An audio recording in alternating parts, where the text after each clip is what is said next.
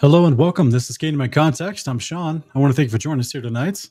We've got a fun lineup of brothers who just join me tonight to talk about biblical cosmology, specifically in modeling biblical cosmology and the aspects that are described not just in Scripture, but through already done modern observation and experimentation. So then we're going to talk about the modeling as well as of the current heliocentric model and how much modeling is actually there that's legitimate or real versus cartoon graphics.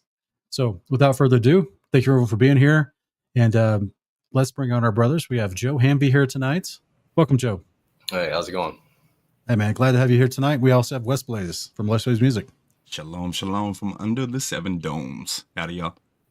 Great. Doing great, guys. Welcome tonight. So did you guys have a fun time watching my recent debate where I talked about modeling the firmament? Parts of it were fun, sure. Yeah. At this point, it gets tough to just continue to watch the same redundancy, I guess. And it's no knock on the debate process because we need it. We need that process. But after years and years and years of just hearing the same kind of fallacies and the same back and forth, it gets kind of old. Yeah, it does. It does. So no matter how many demonstrations that of explanation and modeling that I try to show, as far as this is what I feel like the Bible's saying. This is the model that when you put those descriptions together, this is what it would show. This is how the sun, moon, and stars would work in that model. You're just met with the constant rebuttal of, you haven't shown me anything. And you're just like, okay, I've shown you as much as you've ever shown me with the heliocentric graphics. Yeah. You know what I'm saying? Something I say quite a bit, and I think most people agree with this within any sort of intellectual study, is that you can't prove anything to anybody. You can only evidence it. And that person as an individual has to decide when the evidence becomes proof for them. So like, saying we prove something, we can't do that, but we can evidence things. Then we can look at the amount of evidence and say, okay, which one fits the narrative or fits what we observe in reality better, or whatever it is that we're studying. Where does that evidence lead? And I think a lot of us started in that path originally, especially when it comes to biblical apologetics or apologetics for the faith. We just wanted to know everything. So we started digging in and looking and educating ourselves outside of allowing what the world and men have taught us our entire lives to be what we base our conclusions on, I guess is a good way to put it. You're telling my story. Yeah. And you have to be willing to set aside the biases in order to consider evidence to the contrary of what you've already believed, right? So not everybody's willing to do that. Yeah, it's tough. I mean, it's tough to, I find it funny when I hear people say, you just want to believe this. No, that was never the case for me. Like, there may be people out there that just want to believe something. But that was never the case for me. It was always like, where's the evidence? Where does it point me? What's the reality of it all, kind of deal. And then I'm just going to follow where that leads. And that led me to Jesus and his word and his scriptures and his truth and his descriptions of things. So, amen. It's awesome. Likewise. Hey, gentlemen, is this right here? We put this on screen for us. Is this evidence? Yeah, they claim it is. They claim that their satellite images are evidence of Earth. That ends the argument. A lot of people do anyway, but that's not even a satellite image. That's just a cartoon, a CGI modeling. So does this actually model how the atmosphere sticks to this ball that's spinning at 1,000 miles an hour? No, not at all. It assumes it. That pressurizes that atmosphere somehow while it's next to a, negative 17 torr vacuum. Can I spin it at 1,000 miles an hour? No. Well, it's relative, right? It's all relative. It's all relative, yeah, to something. So, yeah, there's a massive disparity in logic between this particular heliocentric crowd that says, well, the Earth is shaped like a globe, and these are the things on that globe, like the atmosphere, and this globe is spinning and moving through space-time around the sun while holding that atmosphere to it, as well as everything else on it. And I've never seen that actually modeled anywhere. Yeah, I mean, it never will be physically modeled. Any honest heliocentric proponent is going to agree that they can't physically model it. Like, there's no way. They can't get water to stick to a spinning, corkscrewing, wobbling, tilted oblate spheroid careening through an open vacuum that is expanding into what we don't know. So there's so many fallacies. One of the biggest just overall things I see is, I call it the never ending question fallacy. Just, I'm sure there's another name for it, but it's like you answer a question and then, well, what about this? And you answer that question, well, what about this? And it just keeps on going, what about this? And then it'll go from what about this to what about these 15 things? What about these 20 things? You know, they're trying to overload you with questions while just ignoring every answer you give. And that's just fallacious, and that's bad faith discussion, bad faith debate. It's just, but I see it consistently.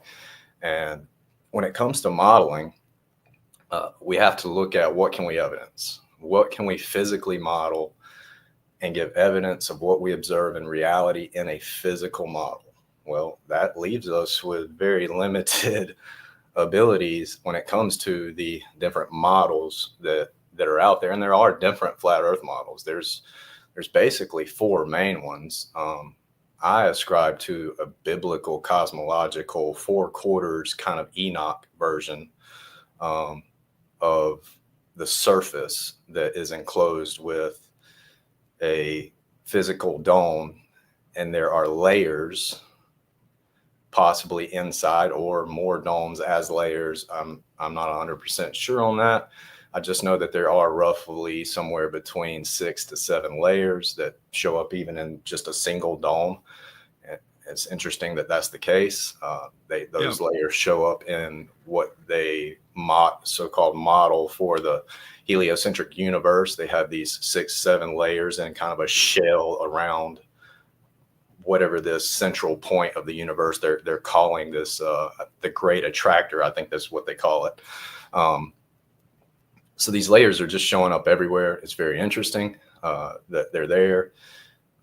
So I guess what I'm trying to say is, we can talk about models all day long, but we have to differentiate between a physical model and illustrative CGI models. And there's only one option for a physical model, really, that can demonstrate pretty much most of what we observe in our reality. Can it answer every question? No, but neither can the heliocentric model. One of the main things that I see with when heliocentrists very first come into this, what's the shape of the earth debate, they'll be like, take me to the edge. Well, you can't take me to the edge of your universe either. So right off the bat, you're being hypocritical. You don't know what the universe is expanding into. You don't know what the edge is. And they can say we've seen to the edge with the cosmic background radiation map or whatever, but it's expanding. So what's it expanding into? You don't have an edge. We don't claim there's an edge. We claim we're enclosed, and we don't know how big this thing is. So, and they'll try to use a map. Well, you don't have a map. We all agree we don't have a map. I wouldn't say we all agree. Most of us agree that we don't have an accurate 100% map. So I think what the straw man there that they try to do is any top-down illustration, suddenly they want to conflate into the A.E. Gleason's map. Yeah. Which is a longitudinal time zone, breakdown, not just an accurate depiction of lands and sea distances. So that's where it's very dishonest with that type of conflation. This is what NASA puts forward: the entire universe in one image, produced by NASA. And so what you were talking about earlier about the great attractor, that would be the bright spot at the center. Yeah, that they don't know what it is. They just call it the great attractor. Right. You think there's any dark energy and dark matter and in greater quantities at the great attractor in their model? It's possible. Anything's possible when you're just making stuff up. So, and that's like one of my points is they want us to have every single box checked, and then they say that we can't deviate, we can't change our mind. Like one of the big things. You mean like they did for 300-400 years now? Yeah. And it's like, well, you can't change your mind about the 24-hour sun, or you're not being honest. Well, you came up with dark energy and dark matter because redshift and blue shift doesn't fit your narrative. Like, you do the same thing. Every time there's something that doesn't fit, you put a Band-Aid on it and say, well, this keeps it going for a little while. I think they're wrong about redshift and blue shift. I think they're definitely wrong about dark matter and dark energy. But it's all speculation. They admit that the dark energy, in order to make the cosmological constant work with Einstein's general relativity equations, they had to insert it over time. So even after Einstein changed his equations to general relativity from special, to which I'm pretty sure he won a Nobel Peace Prize from special relativity. Yeah. Right? So think about that for a minute. He won a Nobel Peace Prize for special relativity. They then couldn't detect motion around the sun, so he had to change it to general relativity, and they didn't retract his Peace Prize. He still won it. He was wrong, but but they still just gave it to him, let him have it.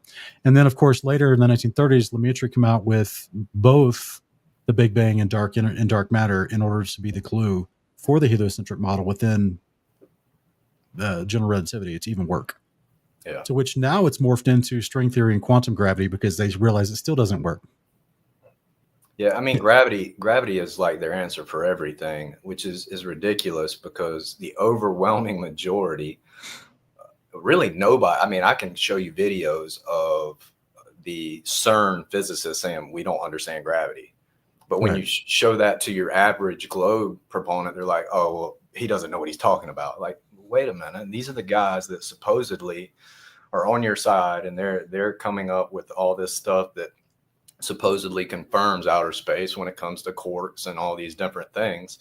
So you're saying that these high level guys working on the most advanced technology in the world, that what they say doesn't matter. Like, I agree it doesn't, but it's just the hypocrisy of that side. It's like they want to, an appeal to consensus is huge in their camp. The appeal to authority is huge until that authority disagrees with what they say.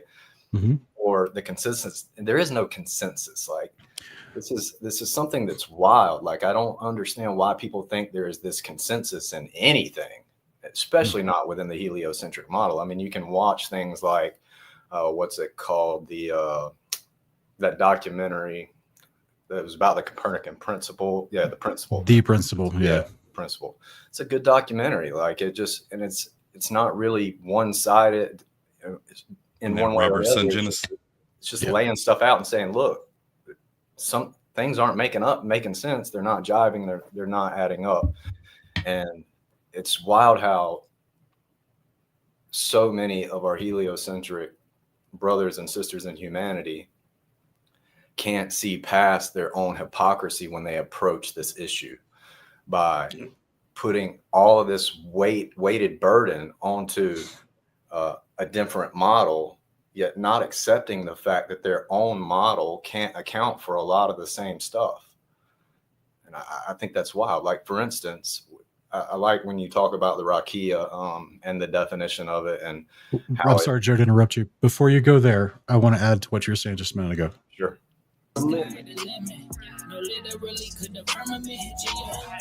What is gravity? I have no idea. Okay, next question. Wow. No, here's the difference. We can describe gravity. Okay. We can say what it does to other things. We can measure it, predict with it. But when you start asking, like, what it is, I don't know. How do you measure something that you don't know what it is? Yeah. When he's talking, just for the audience, when he's talking about measuring gravity, what he's talking about is the so-called consensus of the average, not constant, the average of 9.8 meters per second squared. When you take something and people say, well, what's gravity? And people go, they drop something. Right. So that's, and the 9.8 meters per second squared is assumed in a vacuum, and it's not even a constant. So that's just a downward bias. That's all that is. Now, we have an explanation for a downward bias within the biblical cosmological model.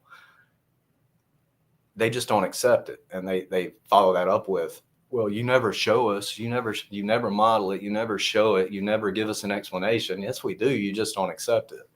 If you could if you could summarize your understanding of that explanation for the downward bias in the biblical cosmological model, how would you say that, Joe? Well, one, I would say right off the bat, God is very obvious. There's an up and down. Amen. Like, the fact that they have tricked us to believe that there's not a physical up and a physical down is astonishing. And it shows that Revelation 12:9 is absolutely possible. And when it says that he deceives the whole world, Satan deceives the whole world, it means we're all in this world. So we are all under the possibility of falling into that deception. Shows how powerful he is. And the fact that he can teach us to think there's no up and no down. It's just relative to wherever you are in the universe and whatever spinning, rotating, tilting, wobbly rock you're on. Like, it's insane. Wait, Yes, you mean you still fall? Because brother, I'm just bending and warping in space time. Okay.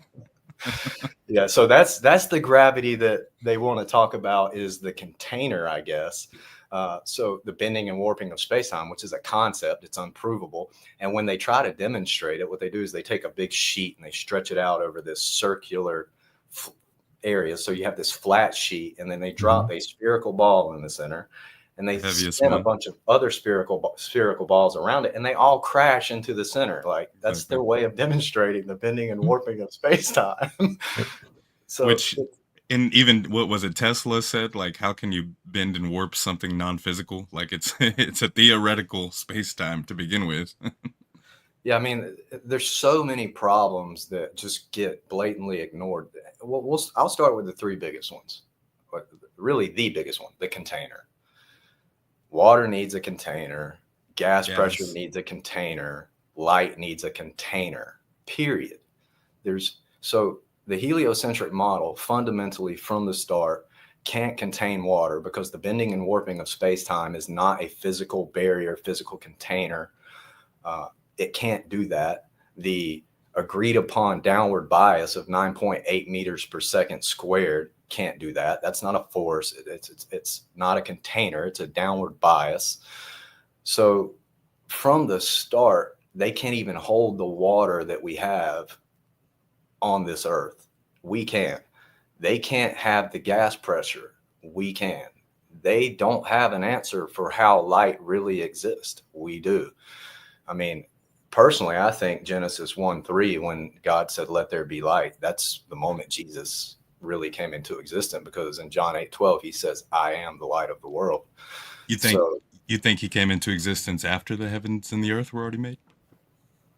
Not necessarily. I mean, I think like that's when his presence was spread. It's kind of a, I don't really want to get into the that's all right. No worries. Yeah, it's fun to talk about. But I think, before we get too far in that, you made a statement about they don't have an answer for light. Now, the average person may say, well, sure they do. The sun shoots its light as radiation through the vacuum of space, and it hits the surface of the earth and fluoresces certain gases in the atmosphere, and then shines down through those gases to us on the ground from 93 million miles away. What would you say to that? Well, where's the container? Because to have light, you need a container, a medium, and a charge. So if there's just this ever expanding vacuum, what's the container for the light to exist? And this sun is this magical burning, and people say, oh, it's not burning. Well, I can show you hundreds of videos of physicists, PhDs saying that, yes, it actually is burning. Even Will Duffy, I think, in your recent one says, well, it changes because it's burning. Like, so what's the changes diameter because it's burning? Yeah. What's the medium in which this thing is burning, and why is it still burning? Why is everything defying the second law of thermodynamics within even their own paradigm? First and second laws are both violated within the heliocentric paradigm. It's just wild. We have to have a container for these things. So, for instance, I'll show you this. Yeah.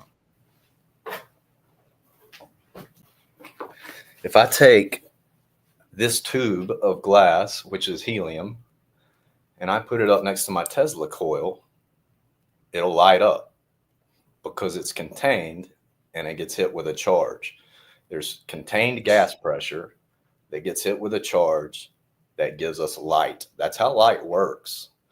So you have to have a container for water. You have to have a container for gas pressure. You have to have a container, a medium, and a charge to have light. We know this, like, that's very simple. I just showed that. I mean, if I plug up my Tesla coil and do it, you can see it happen live, or you can do it yourself. That's the thing. It's repeatable. So therefore, the firmament that you have modeled behind you, which is a firmament enclosed circle of Earth, which would contain all those gases that is interacting with that charge going through creation, allowing for light to exist. Is that what you're getting at as far as a biblical model? Yeah, absolutely. Okay. And fundamentally from the start, not just talking about the heliocentric model, because there's what I would call, there's a whole group of flat earthers, and then there's biblical cosmologists, and there's different groups of biblical cosmologists because not everybody agrees on scripture, and there is no consensus on anything. Like, and so it's among weird. mankind. Yeah. When people appeal to this consensus, this majority consensus that doesn't really exist. But anyway, fundamentally from the start, whether you're talking about heliocentric or the other flat earth models, because a lot of people will argue, and this, I guess we can kind of go into the rakia thing. A lot of people will argue, well, it just means expanse. Well, all the ancient drawings didn't just draw an expanse. Supposedly they didn't have cell phones and technology to communicate across the world in an instant, but they all drew the same thing: a level surface with a domed enclosure and celestial bodies. So and even many dictionary definitions of the word expanse contain the meaning of a continuous surface, usually an extended surface is what some of them will say. So that blows out the water, the idea of a infinite void.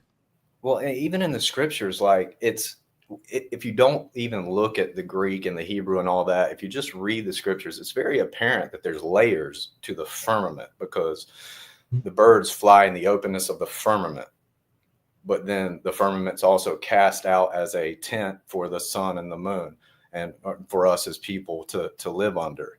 That it's likened to a molten looking glass, which a molten looking glass is this right here, basically a hemispherical dome. In the context, it could be placed inside of a scope-like device to be that kind of looking glass as well. But a looking glass is to magnify. And this is literally, when you go buy this on Amazon, that's what it's for. It's to magnify.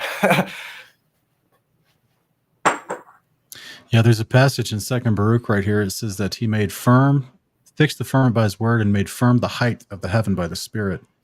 And another one, of course, in Job 22, him traversing the vault of the earth. These are all consistent with other ones where he talks about inscribing a boundary on the waters, the limit of light and day. In the same way he established the heavens as a circle on the face of the deep. So these are all concepts that are consistent with something that encompasses, like a dome-like structure that encompasses the earth, which is its root definition, Greek and Hebrew, as stereoma, firmament, or expanse. Rakia. It's a solid structure that spreads out and encompasses the waters of the earth. Yeah. So that's the biblical definition. So when we try to model that in practical reality, it usually comes up to looking, stuff like this. Yeah. And I've sent you pictures, and I think Wes pictures as well, of these layers that you see in the one on the right there showing up in the physical dome. Like, I'm really curious for you to explain that. How do you mean they're showing up when you're taking footage or video? Or like in that picture, you can see there's these just layers of light within that a single dome creates, and it just so happens that there's 6 of them.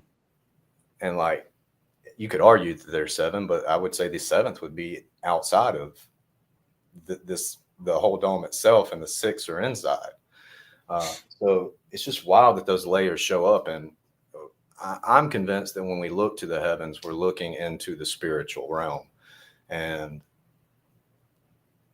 that is our timepiece for what's going on in the physical realm.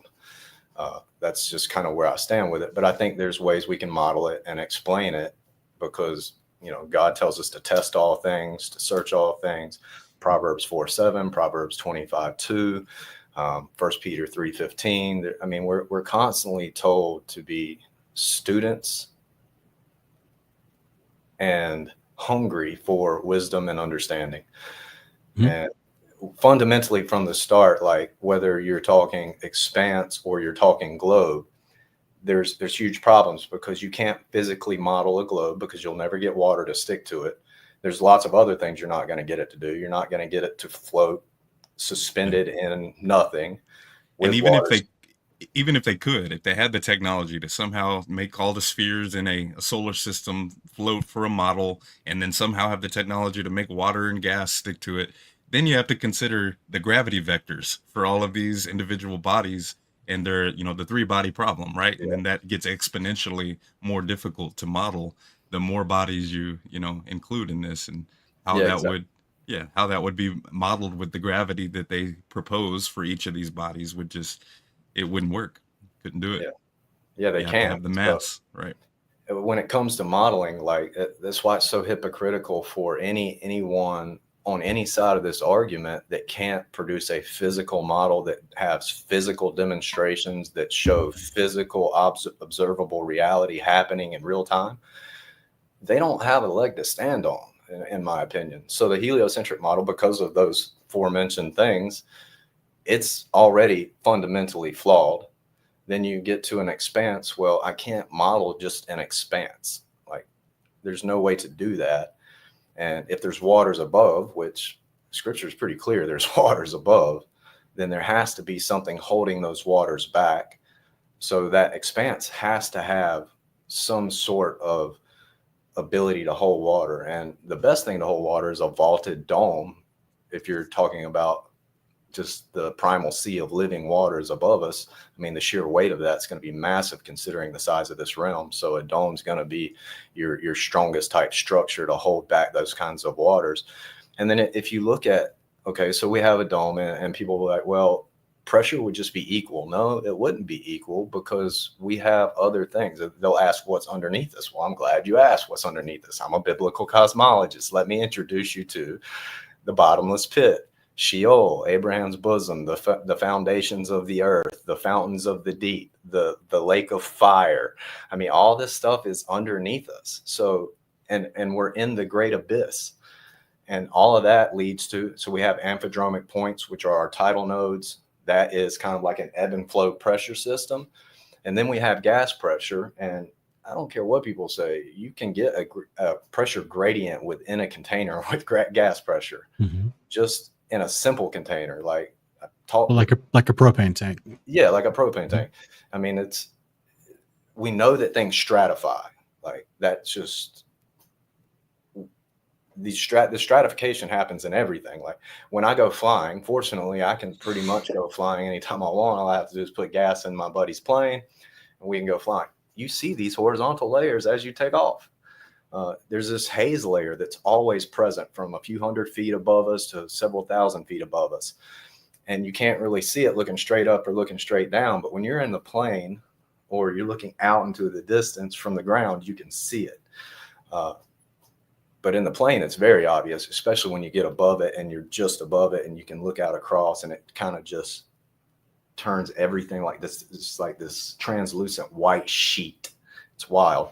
But anyway, everything stratifies. So with a container, we have the ability to hold water. Now, in this model, I'm working on, my next thing I'm going to do is I'm working on producing the ocean currents and hopefully tidal nodes as well, by creating the ebb and flow system, and then clouds, and hopefully even cloud movement within the system by adding windows to the dome itself.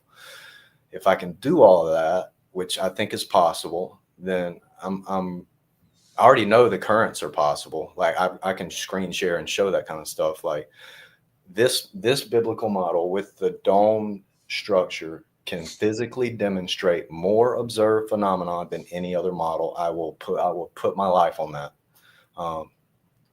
And until somebody can prove me wrong, then I'm open to being proved wrong.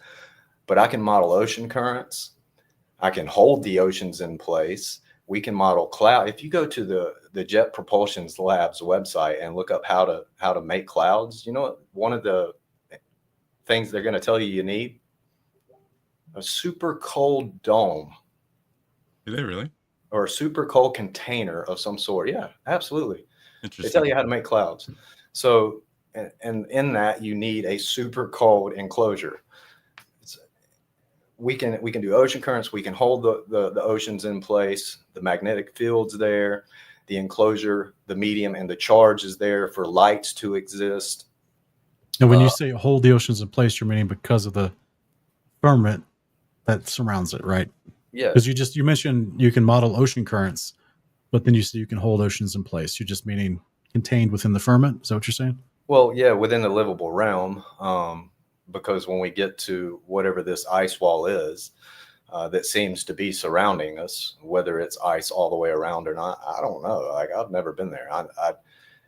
Personally, I think Antarctica could very well be a frozen continent in the south somewhere, and that it is possible that the ice wall is beyond that and wraps around us. So I don't know. I've not been able to fly around this entire Earth from high enough altitude to see it, and I don't think very many people on this Earth have. And if they claim I've also thought about that as well, as far as the Antarctic quote unquote continent could just be a landmass that's isolated by itself. And it actually could be a landmass that is very adjacent to the outer edge of ice and land that we would generically call Antarctica, that would encompass us, right? And just imagine like this. Imagine, because the way that Robert Byrd described it, he described it like its own landmass that was about the size of the United States. And they didn't have the same South Pole back then where they do today, the tourist ceremonial South Pole like they do today. There, so they had it like closer towards the shoreline. And as it's moved, and there's 7 South Poles, that's a whole different conversation. All I'm trying to say though is if it is its own little landmass that people could come to, and it could be what other you've heard other people talk about, where there's possibly the ice melts at certain times and allows for passageways fully around all of it, as opposed to other times it kind of would ice up, and therefore it's a landmass that's kind of iced into the outer edge. It's just speculation, clearly, because we can't circumnavigate it really to know. And I've been doing a lot of research actually on other countries that try to take tourist trips and what they call luxury flights to Antarctica from different places, South Africa, New Zealand, Chile. And it's interesting that the times the flights don't match as far as the one of the things that when I did a debate recently with Will, one of the things that he kept claiming throughout the debate was that he knows someone from New Zealand that can get to the South Celestial Pole, which is the Amundsen Scott Base. He said they can get there from New Zealand in 3 hours. He said this like 3 or 4 times during the debate. And there's ample personal testimony and video vlogs of people that work from Christchurch, New Zealand, going to Antarctica, and none of them are getting there anywhere near close to 3 hours. We're talking like just the flight to McMurdo Sound, which is usually their first stop, is 5.5 to 6 hours. And then they have to go another 2,000 kilometers to the Amundsen Scott Base on a different plane. And that's none of the times match up to their claims. And so it is a mystery still that people are trying to figure out. It's like, what is this outer perimeter of land and ice? And are there other larger peninsulas / islands attached to it that that could be posed as its own continent, because people can't just freely independently explore. Yeah. So there's a lot left to figure out as far as navigating the oceans and determining coastlines.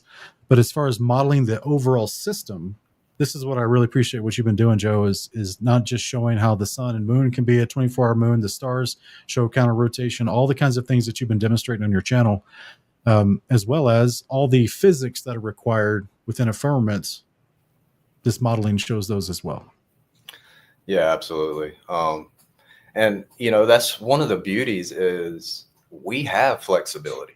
We can say, well, is Antarctica a continent? Is there an ice wall outside of that? Are there other lands? Like we have, and even in scripture, when God is kind of challenging rhetorically, in a way, kind of challenging Job, he's like, measure it if you can. I don't think we can, but that doesn't mean we can't model it either. And I think one of the biggest traps we fall into is if we don't have the math for everything, then, which the heliocentric model doesn't have the math for everything, but math can be manipulated. It just can. You could build a whole, just like I think Tesla is quoted for, the scientists of today have cast aside real experiments for equations on a chalkboard until they end up in a reality that's not even true, or effect, paraphrasing. But general relativity. Yeah. When we can model so much in a physical model that's based on what our creator told us, described it as the way he made it. So, yeah. And we have that flexibility to say, well, maybe this, we can have multiple theories and it still work within our paradigm, mainly because fundamentally from the start, we had the container and no other model has that really. So without the container, you're left with CGI, illustrative cartoons to back up your claims about your model. One of the claims I hear about this model is, oh, he always has the camera outside. Show me a globe model with the camera on the ground perspective. Show me one, please. And when I did have the camera inside, they found reasons to say why that wasn't accurate, why that wasn't working.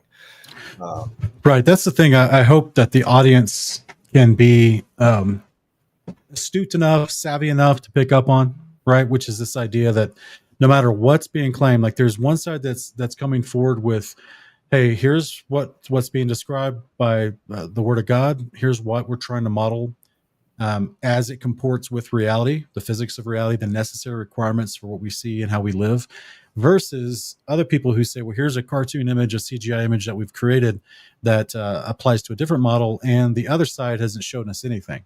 Like that level of dishonesty of like just constantly saying, well, that other side hasn't shown anything. They don't have a map, a model. They don't have anything to show you. So therefore, this fake model that hasn't been demonstrated with real physics, this one must be truth. Like that's just dishonest. So hopefully the people watching understand that, right?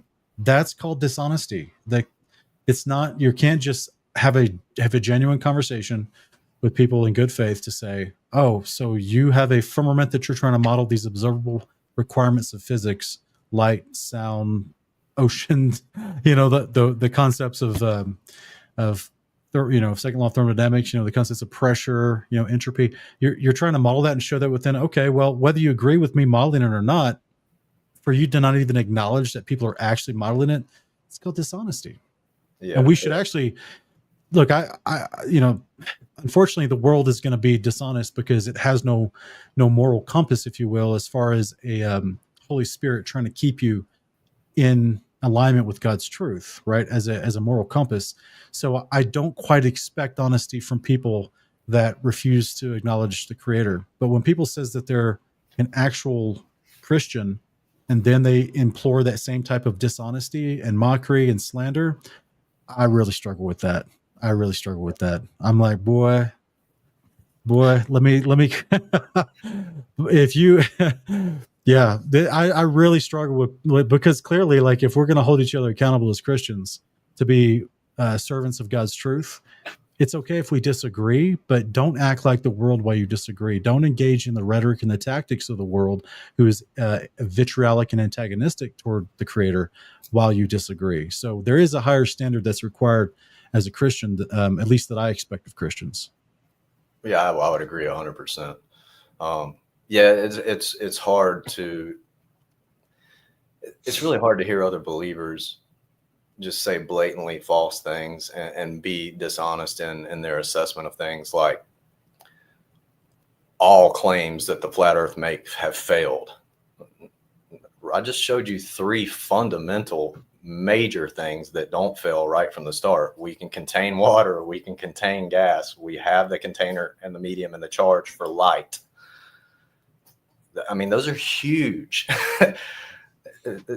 It's so simple. It's weird though. Like, you know, I can talk to some people and all I say, does water need a container? And you can see the light click on. And then other people, it's like, well, what about lunar eclipses? What about solar eclipses? Yeah. What about this nonstop flight? What about all the planets around it? And they immediately, if you notice, it's always to the sky. Right. It's never to the floor. It's always to the sky. Like, because that is heliocentric, the whole concept of heliocentrism and the model that ascribes to godlessness. And let's be real, the people that promote heliocentrism came in with a godless version of it, right? And this is what is promoted today, which is that you're an accident. Like I said previously, the heliocentric model did not work because they couldn't detect motion of the Earth going around the sun. So therefore, they had to ad hoc create more calculations, which is just math on paper. It's not a demonstration of anything, about space-time and about general relativity. And then that still didn't quite work. But then they're like, all right, what if we included this cosmological constant and then invoke things like dark matter in order for that to make sense, which also is unobserved, which is all imaginary. They had to do that to make heliocentrism viable, even just on paper, which it still technically isn't. So just to get it less wrong than it was before, right? And it still is as wrong as it holds. And so that's where that whole concept is the underpinning in academia and in science literature and in the quote unquote establishment of science. That is the underpinning for what they believe and what they're teaching, which they then mock the Bible as a result of that. Because they say, how dare you say that you're actually specially created in a specialized enclosed environment with the creator that's right above you? How dare you, right? We don't know where our creator is. It was an accident from a Big Bang. And what I'm getting at though, Joe, is when we describe things like the Great Attractor, we describe things like a cosmology that is ever expanding, filled with something called dark matter and dark energy, which they have been shouting since the 30s, but can't detect it with any measurable equipment or any type of scientific equipment. They can't detect any of it. They just continue to assert it baselessly because they need something to fill in the problems with the equations. So the whole thing is based on philosophic principles of the idea. This is why it is a religious belief that we're being taught, which is contrary to the scriptures. So the whole thing is based off an idea, Joe, to what you said. They look up. That's because inherently within the model of the false religion, the ancient Egyptian theology of negation theology, which was you can't explain God, you can't quantify him, you can't detect him, you definitely can't see him, but you must believe he's there and you must bow to him because he is above you in the air. And that type of philosophy got brought into early Christianity as well, and it's heavily mostly within certain veins of Trinitarianism, to where they teach this idea that God is not experienceable. He is in there with different words. They're describing the same thing.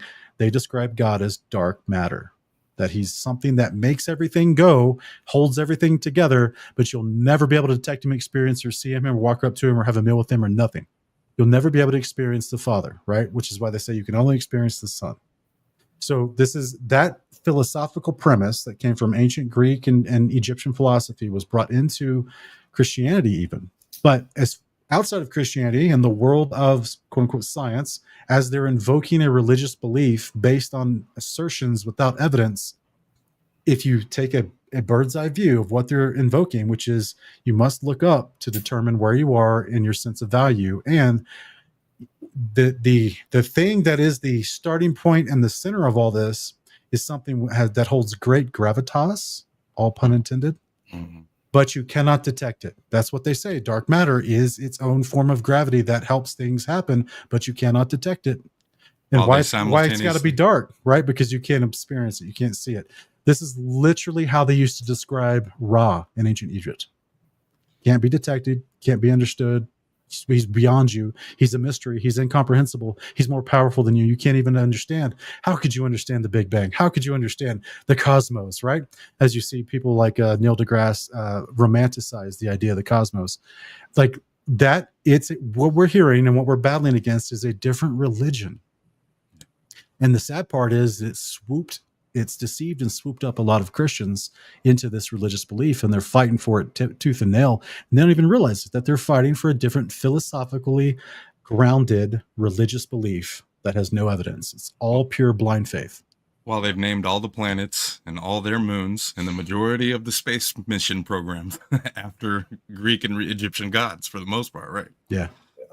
Yeah, well, I mean, it goes back. I think one of the shows I was on was with you. We were talking about Jeremiah 31, where God is challenging Satan, if you can pervert the natural order of things, including the stars, then I will forget my people.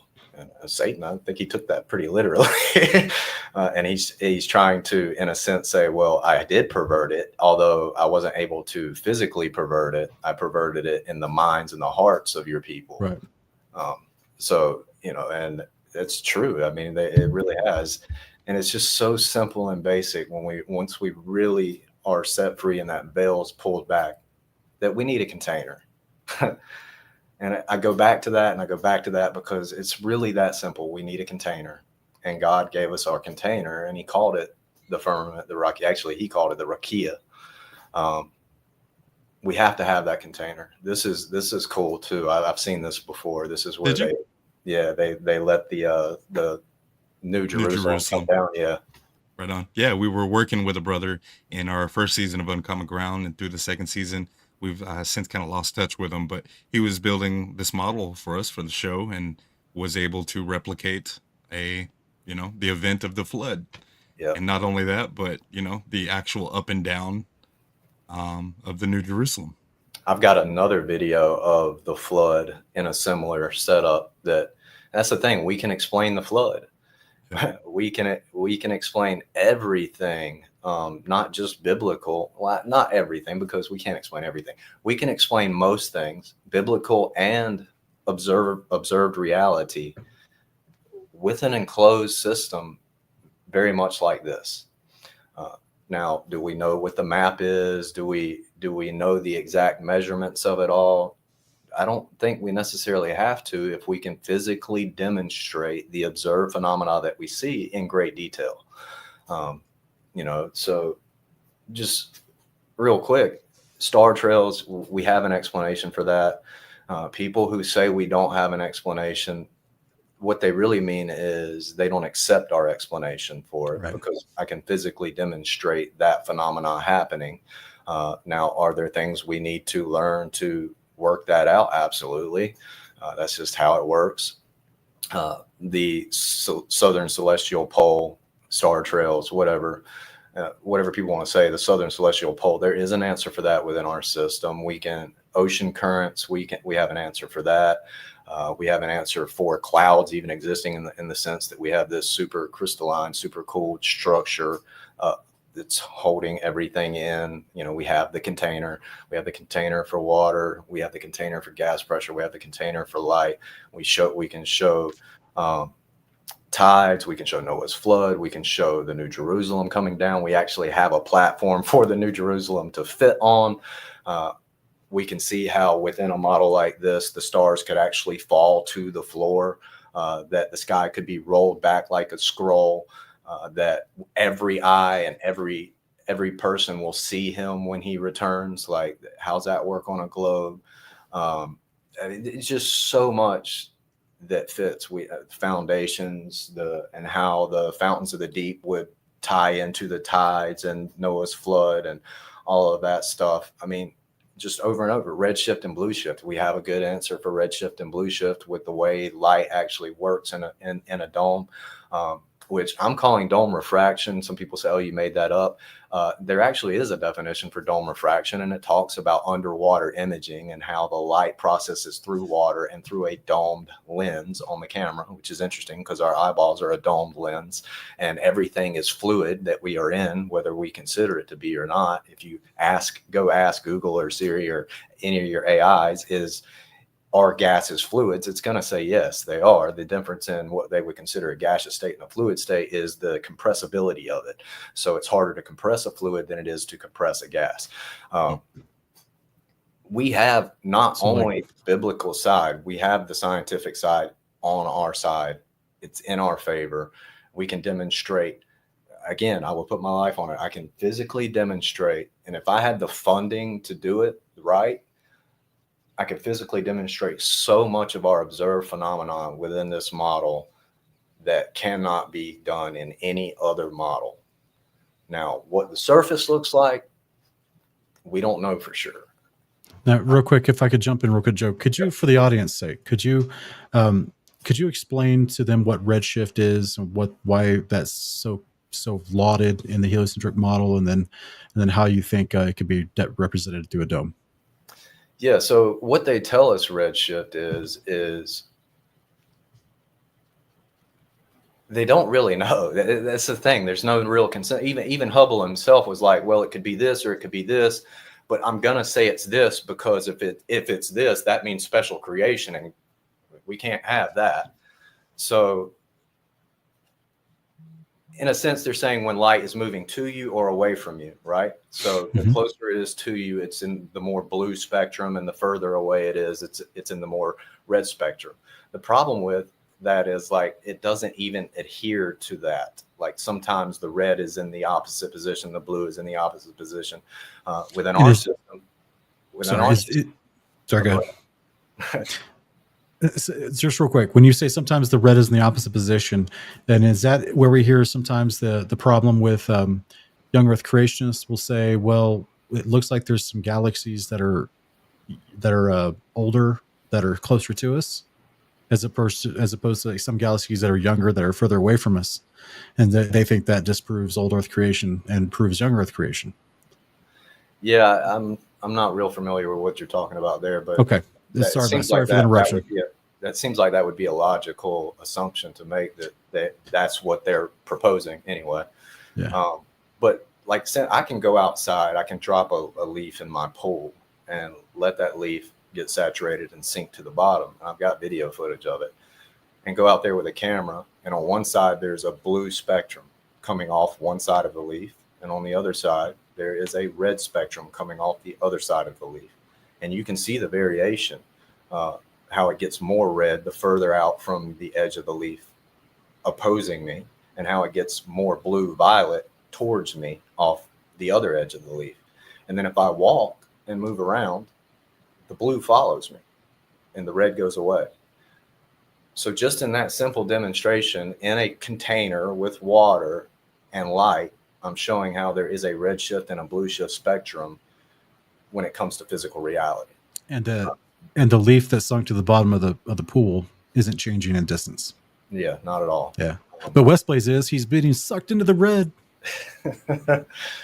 Now, I'm not saying that is the only answer for red shift and blue shift. But again, we can go back to flexibility. We have flexibility to say, well, we have these possibilities. Let's look at these possibilities. Is red shift and blue shift just from magnetism? Is it from light? Is it from light in a fluid? Is it from light in a fluid with magnetism involved? Is it all these things? Is it one of these things? You know, we have the ability to have that flexibility. But the truth is, we do have answers for it. When you hear claims, fallacious claims, like in your debate, that all flat earther claims have failed, that's just simply not true. And yeah. As a matter of fact, we have answers for pretty much everything.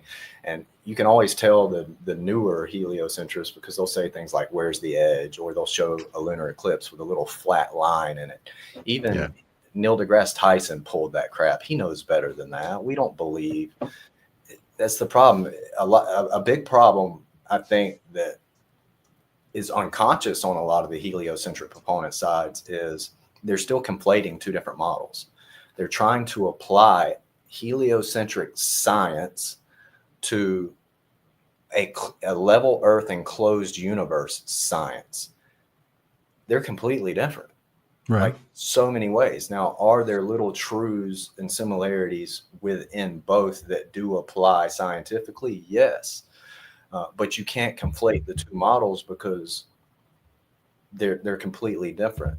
We don't have a sun that's a burning ball of gas. We have an apparent sun that acts like a projected focal point of light in every way that we can test or demonstrate. And I've got many demonstrations of using a projected focal point of light to represent our sun, and it mimics it extremely well with extreme detail.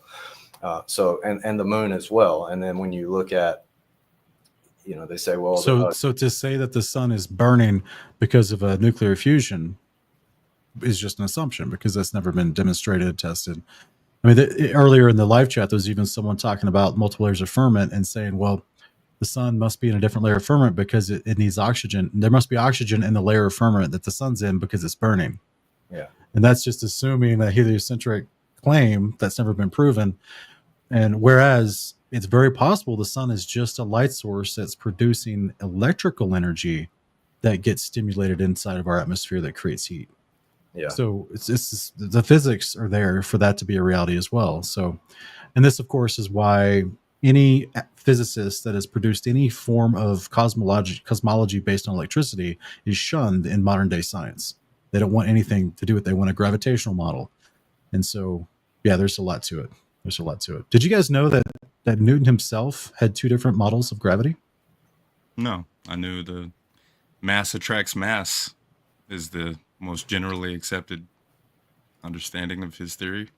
And since that needed to be augmented with relativity in order for their other assertions to be something, and since mass attracting mass has not been thoroughly demonstrated, they had to create the whole space-time warping and bending concept, right? But let me show you this real quick. It's very fascinating. Basically what they've done with those is they've replaced the ether. Yeah. Mm-hmm. And I'm getting there.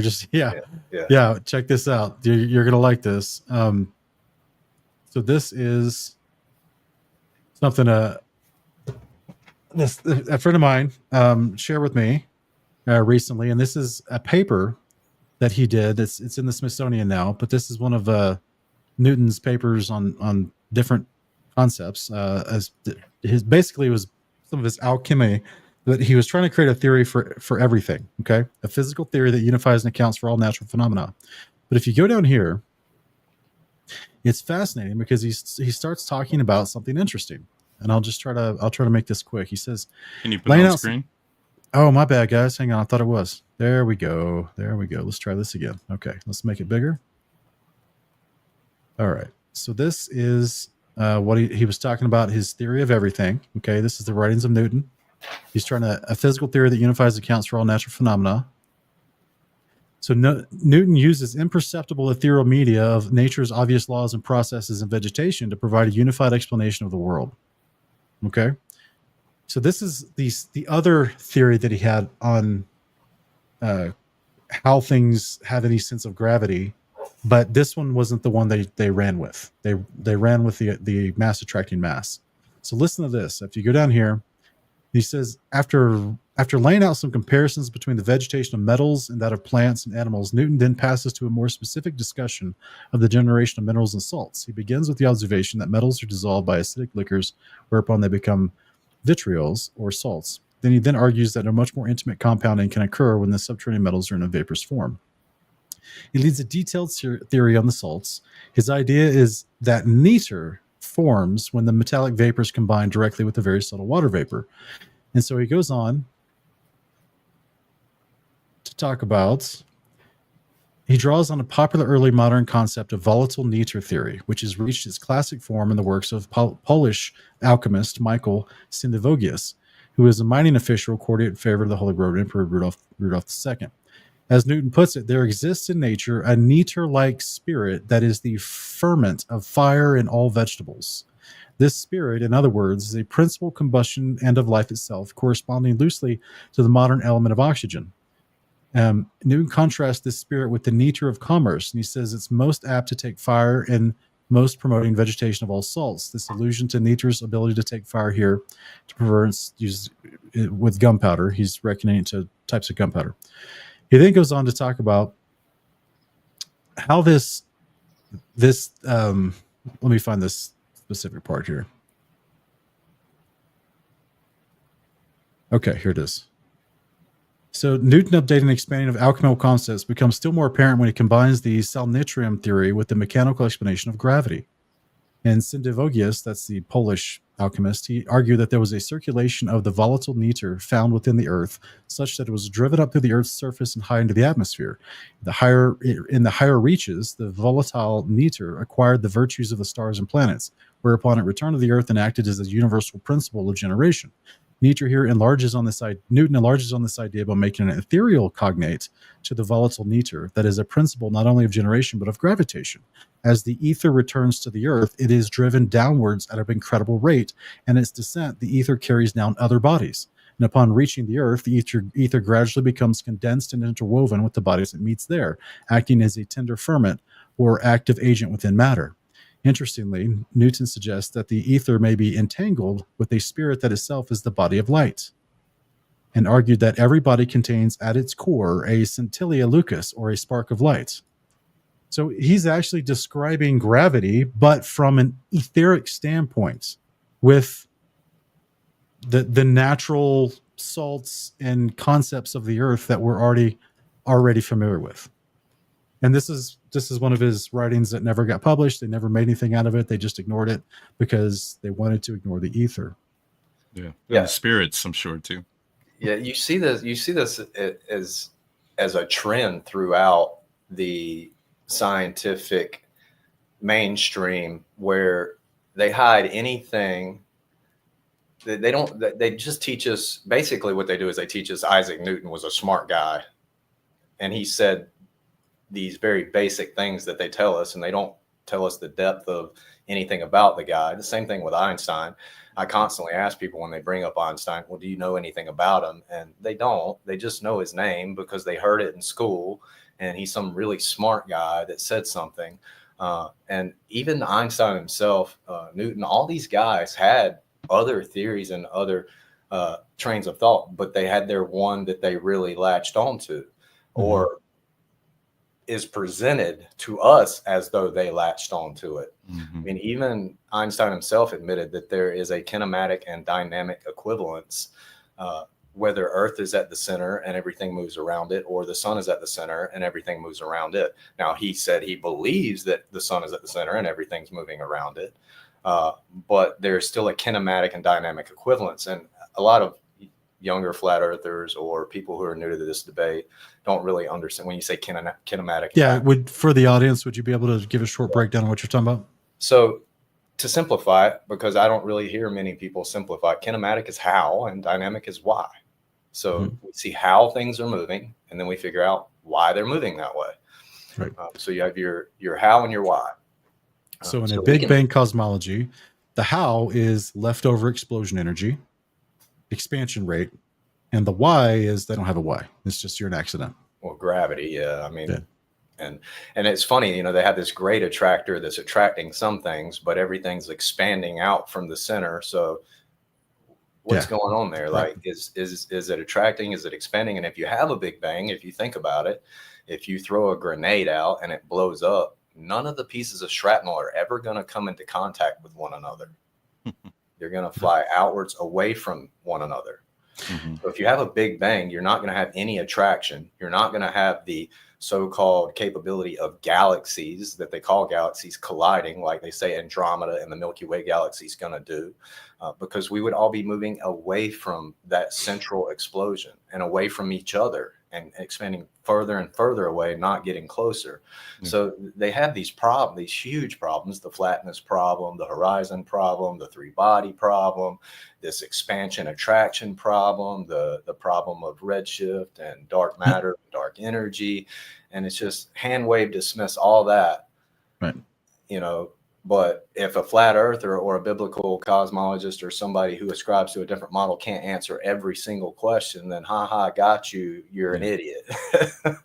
Double think, double speak all over the place. Yeah. As we go, guys, would y'all okay taking a few questions from the audience as we go? We got a lot of people asking questions in the audience. Okay, A Barnes, I appreciate your super chat, brother. He goes, "What does the panel think Starlink is?" So, I would say that Starlink is. See, I don't think that there aren't satellites, and I think this is a big misconception.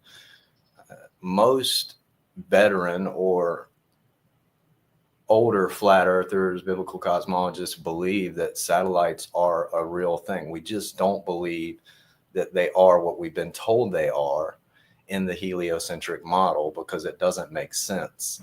It's actually quite comical in many ways. But I think that Starlink is a group of satellites that are either strung together or they're in some sort of gravitational lock, where they stay in tandem with one another. Perhaps they figured out how to get them into the superfluid, which I think there are superfluid layers above us. And once you're in a superfluid and you have motion, you can continue that motion forever. There's no impedance there. It would just, as long as no other force enacts upon it, it would continue to follow the magnetic field lines within that superfluid, or whatever the people want to say the dynamic would be to move them through. So they could be on balloons. They could be. There's a lot of things. I mean, there's a lot of technology that we don't know about.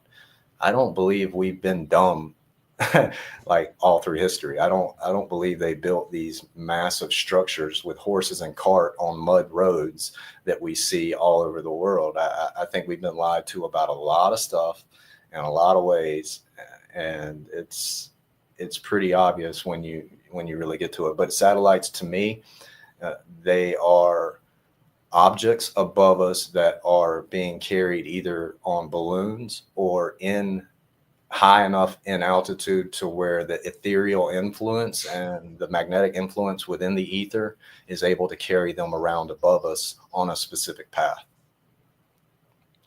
Well said, Joe. Yeah, I haven't personally looked into Starlink as much as I'd like to be able to give a definitive answer, but that about summarizes it.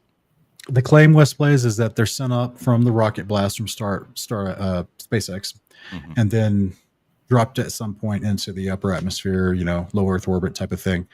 And supposedly people have, you've probably seen the videos going on social media. People see the string of lights and they're like, "Oh, look, it's Starlink." Yeah. So do you guys know how big those modules are supposed to be? When they're fully expanded, like 40 feet, they're like 40 feet by 9 feet or something like that. Yeah, they're small. Yeah, the phase 2 are only about 40 feet in width. The phase 3 are going to be bigger. They're maybe more like a 100 feet ish in width, like a decent sized plane wingtip expanse. Yeah. But even still, let's just say it was like 40 feet, right? Let's say it was a 737. You can't see that in low Earth orbit from the ground. Not 354 miles above you, traveling at 17,000 plus miles an hour. No. So they're not, it's so funny that the people don't think like that. They're not thinking about how things get smaller, by magnitude, according to how it goes further away from you. And this just, you can't see an airplane at 7 miles up at cruising altitude, right? 42,000 feet. But yet you claim that you could see something that's 300 miles up. That's the size of a dot. You can't see that. But that's what they claim is, they don't think about it when they're claiming they see Starlink floating by, but they're like, what? So really what they are seeing actually is Starlink floating by, but it's either through a HAP system or a balloon system, because that is the two dominant platforms from which Google, all the other satellite companies, including Google Loon and NASA, they all just launch balloons with satellites on them. And the HAP system, is that a drone? Yeah. Let me show you guys real quick. There may be some sort of magnetic entanglement type satellite to where it's entangled with the magnetic field in the ether and moves through. I mean, there could be things that we just don't know and understand. But yeah, I mean, it's a very good point that if they're 17,000 miles above us and they're only 40 feet wide, we're not going to see that. You're not going to see it. So this is the HAP system. If they're 300 something miles above us moving at 18,000 miles an hour, we're not going to see that. Right. So this is Many companies are already doing this, well documented. It's they're just solar powered gliders that communicate with ground based systems to give you internet, TV, anything you want. It's basically Tesla technology that they have different facets for now, different platforms to explain it now. This is how big it is. Just it can take off on its own and can fly for 3 or 4 months without needing to come back down. And then another one goes up and replaces it in this geosynchronous path over a certain landmass. It's not that difficult. This is a certain company that I'm highlighting in this video that is already well established and been doing this for like 15 years. And some of them can go really high. They put a GoPro in this one. And so these are just, and then of course there's other, this is some clips from our Uncommon Ground episode, but there's others that are just, they're telling you that they launch satellites with balloons. Can you go back to the GoPro image of the glider and pause it? All right. So yeah, this is great right here, because you'll get a lot of globe proponents that would use something like this to say, well, here's the curve of the Earth. This is high altitude. Okay. And you brought up that it is a fisheye lens. Technically, pretty much if I'm not mistaken, every modern lens is considered a fisheye because it has to have some curvature to the lens to work properly. But regardless, if you're on a globe and you ascend, let's just use this little solar system model. So if I'm on a globe and I ascend off of a globe, the horizon at some point, really immediately, technically, when you just think about spherical geometry, physics, whatever, the horizon's going to fall below your eye line.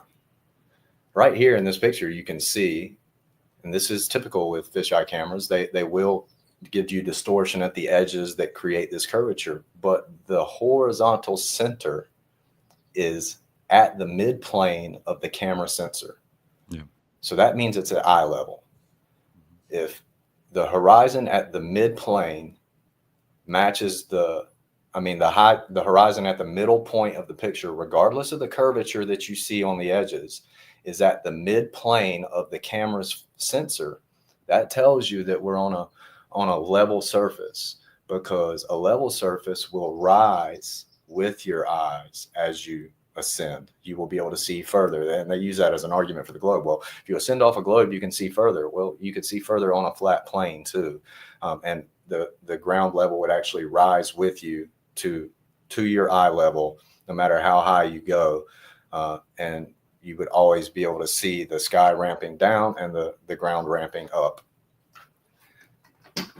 Very basic when it comes to optics with cameras, but it's an argument you hear all the time. When you see those curved images, if you look at the dead center of the frame, if that horizon, dead center of that frame, regardless of the curve on the edges, is at the midplane of the camera sensor, you're looking at a horizontal plane. You're not looking at a curved surface. That's right. Absolutely. Okay, so we have a question here on the level. Narrow Roads asking, is it still true that no experiment can detect Earth being in motion? Regardless, shouldn't our default position be that Earth is at rest? Right. Yeah, I don't think they've ever detected motion. It's just continually assumed. Yeah, well, we have detected the rotation of the sky. So we can detect that. But interferometry... You talk about the sky, meaning you think that you're talking about, okay, so earlier we talked about the firmament, and so many times translations of the Bible will call the firmament, as it's translated in the modern English terminology, they'll call it the sky. So I just want to make sure we don't lose the audience with some of our terminology. Okay, are you calling that the firmament? You're saying the firmament rotates? What do you mean by that? I don't think the firmament moves at all. The atmos inside of the firmament, that movement, we have detected that. And with interferometer, I always have a hard time saying it. Anyway, if you look at like experiments like the Sagnac, the Michelson-Morley, the Michelson, I think it's Gale. Pearson, all these interferometry tests that they've done actually confirms that it is the luminaries moving and not the Earth. when it comes to the interferometry readings, they expected to detect a specific amount of I think they call it interference, or I forget the exact terminology right at the moment. It's been a while since I've really read up on the interferometry, but if Earth's rotation is what they say it is, they expected to see a fringe shift of a certain amount. They didn't get that. They got almost no fringe shift over and over, no matter how much more precise they made the instrumentation. The heliocentric argument for it was that the solid metal instrument actually contracted in space-time somehow, and just the right amount to make it look like we're not moving. So yeah, interferometers and the tests that they do show that it's the sky moving, not the surface of the Earth. At least that's a way it can be interpreted when you look at it from that perspective. Okay, so by sky you mean Atmos and not the stars. Yeah. We know the stars, sun, and moon are moving according to Scripture. Yeah, but you're talking about the actual enclosed atmosphere, that there is rotation in there. Yeah, I would. Do you think that's caused by the winds? I think the ether and the magnetic field cause all movement. Okay. Like when we demonstrate ocean currents in our flat model in a container, it's a magnetic field. Okay, so you're talking about a magnetic field moving and not physically the atmosphere. Yeah, well, I mean, we do. The atmosphere moves too because we see clouds and stuff move, Mhm. but everything is being moved by the ether, wind, ether drift, which is caused by the magnetic field, which Mhm. gives us that flower of life pattern that we see. Like even when they show like the ISS going back to satellites, they show its movement. It creates that flower of life pattern around the center point of the projected flat Earth. Like if when they lay it out as a projection, they just show that flower of light pattern. So it's a combination of atmos, ether, magnetic field that's causing this apparent movement of things at different rates. But it affects everything because the ether is the background medium. I believe the ether, when it talks about, God in the beginning, he hovered over the face of the deep. I think the deep's the ether, and that the earth was void without form, and then he created the waters above and the waters below out of the ether, and all that stuff out of the ether, which is just kind of, and like, I have other theories too, but that's kind of where I lean right now at the time. But there is apparent movement, and we have an answer for that in the fact that we have a medium that's influenced by an electromagnetic field, and that electromagnetic field just happens to give us the lines of movement that we see above us naturally when we look at magnetic fields. Interferometry shows the Earth is not moving, but there is a rotation of the sky above us that can be measured, the lights in the sky above us that can be measured. True. Yeah, and just to bring it around full circle to what we were talking about earlier, and to answer this question here, just the fact that there were experiments done that proved the antithesis, that there were no observable experiments that could prove the movement of the Earth, and every experiment they tried to do came up null on the movement of the Earth. That was kind of why Einstein was chosen to address that problem. Basically, it was a big problem for them. A lot of Einstein's work on relativity was a direct response to experiments like the Michelson-Morley, Michelson-Gale experiments and those interferometer things that they were doing there, because they needed to work around that these experiments were coming up null and void on movement of the Earth. What do you guys think about Shalom Sharfarm's assertion?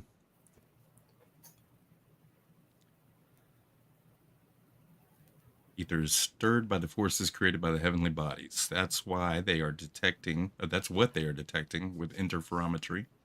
That's what the Sagnac effect is. I'm not knowledgeable enough. I know Sean mentioned something, and Joe were talking about something a minute ago that made me remember that, there's these gates at the ends of the heaven, at the end of the firmament, as it rests on the ends of the earth, where Enoch tells us that different winds are coming through these gates, and that would create a circulation of the atmosphere inside the dome, right? That's If you have vents and windows, you could, and not only that, you could control the winds. inside of that enclosure. That's what Enoch claims the angels are doing. So this is interesting here as far as these passages, and I've always wondered this too, according to what Shalom Shar Farm is suggesting.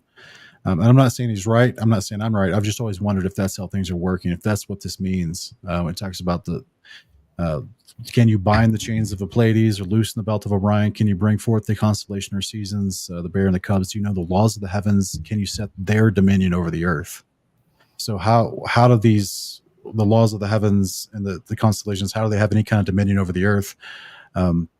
Because we're not talking just literally placement, like they're above us or below it. Like I don't think that's what the word dominion means, right?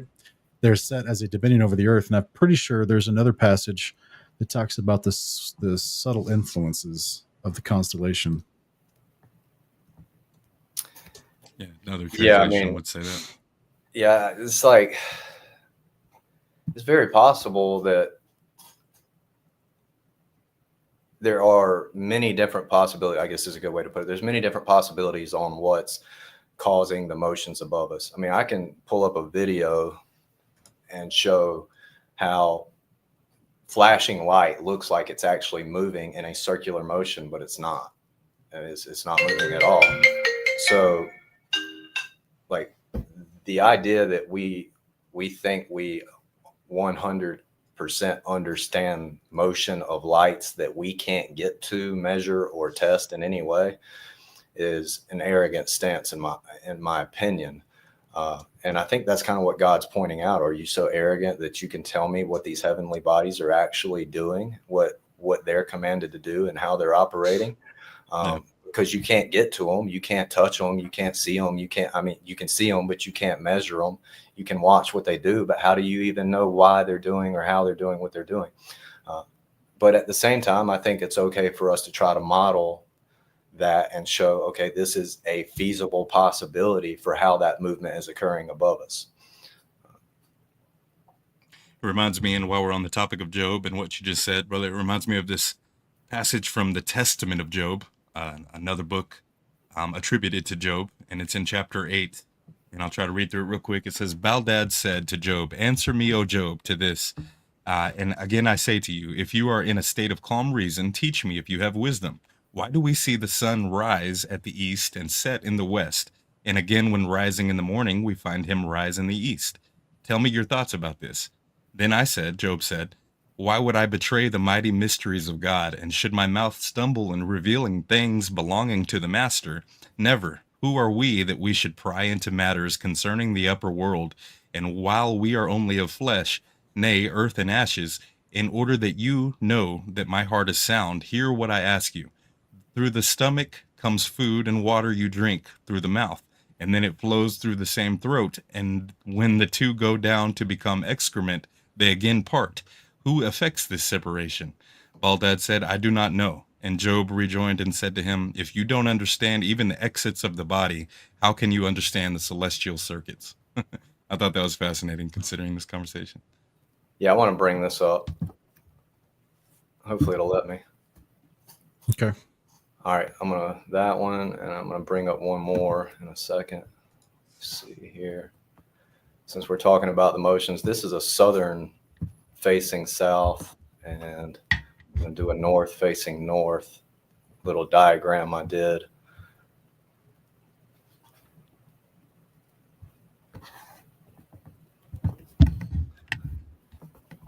All right. So that real quick, I'm sorry to jump in real quick. So, because I was looking for another passage in Job, the ethereal drift that you say can be measured with these specific experiments done in the past, probably 120 years ago. So these experiments were done. And interferometry or interferometry is still being used today and has been done tons and tons and tons of times over and over and over and over. But yeah, I mean, a lot of the science we talk about is 100+ years old when we're talking about the heliocentric model. So they couldn't. Morley was 1887. Yeah, so they couldn't detect motion of the sun, of the Earth around the sun, but they could detect what we're using the language of ether. But modern day science doesn't use that language. What do they call it?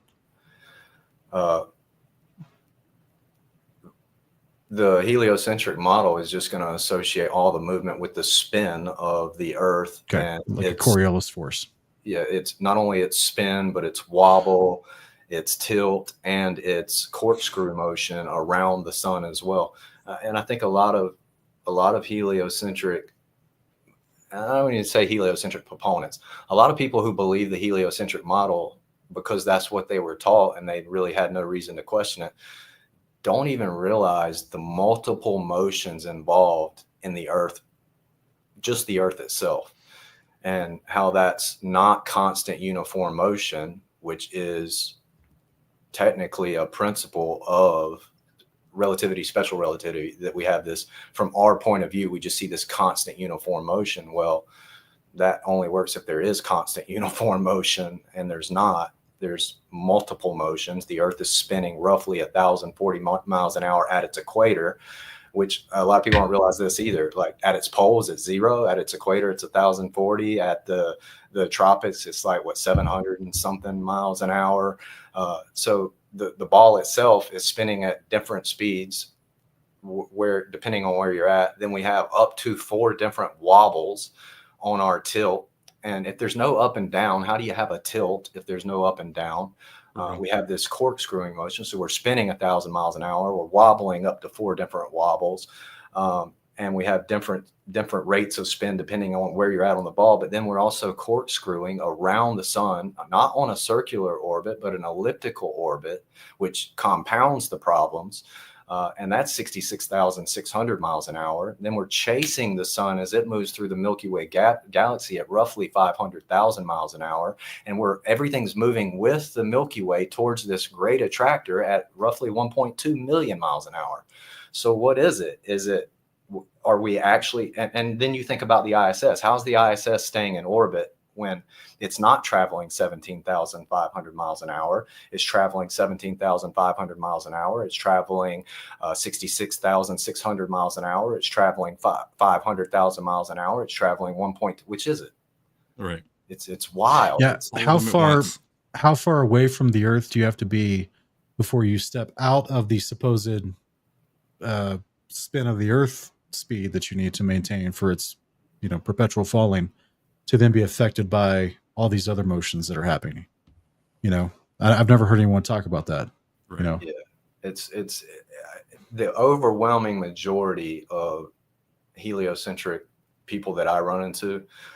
They can't answer very, very basic questions. Now, people who have been in the discussion for a while can answer those questions, but most of the ones who are just kind of living their life and don't really think about it, and they believe in the heliocentric model because that's what they were taught, they can't even tell me how fast we're spinning. The Earth by itself is spinning. They don't know that. So the ethereal drift that you're talking about, that goes from east to west, is that correct? Yeah, everything's moving west. So starts in the east, goes to the west. Yeah. So pull up that diagram. So there's a verse here that talks about the way in which lightning is dispersed, or the east wind is scattered over the earth. Mm-hmm. And so it's interesting to me. Yeah. Because you would think, like, well, how does that work? When we go into the book of Enoch, it talks about the 12 portals that circumvent the actual firmament around the earth, and that some of them are for blessing and some of them are for cursing. And so there's different portals that are involved. I'm just wondering if they're consistently creating the same motion, and it's also working with the movements of the sun and moon as they go from east to west as well. Yeah. Pull those diagrams up, because this is something I want to talk about. Pull the other one up first. We'll talk about the north first, since most people are in the north. Oh, this is the north. Okay. So everything's moving west. And this is a claim. You can go look this up. This is a claim of the heliocentric model. They say that in the north facing north, the stars are moving counterclockwise. In the north facing north, the sun moves clockwise. So they're telling us the sun moves clockwise and the stars move counterclockwise when you're in the north facing north.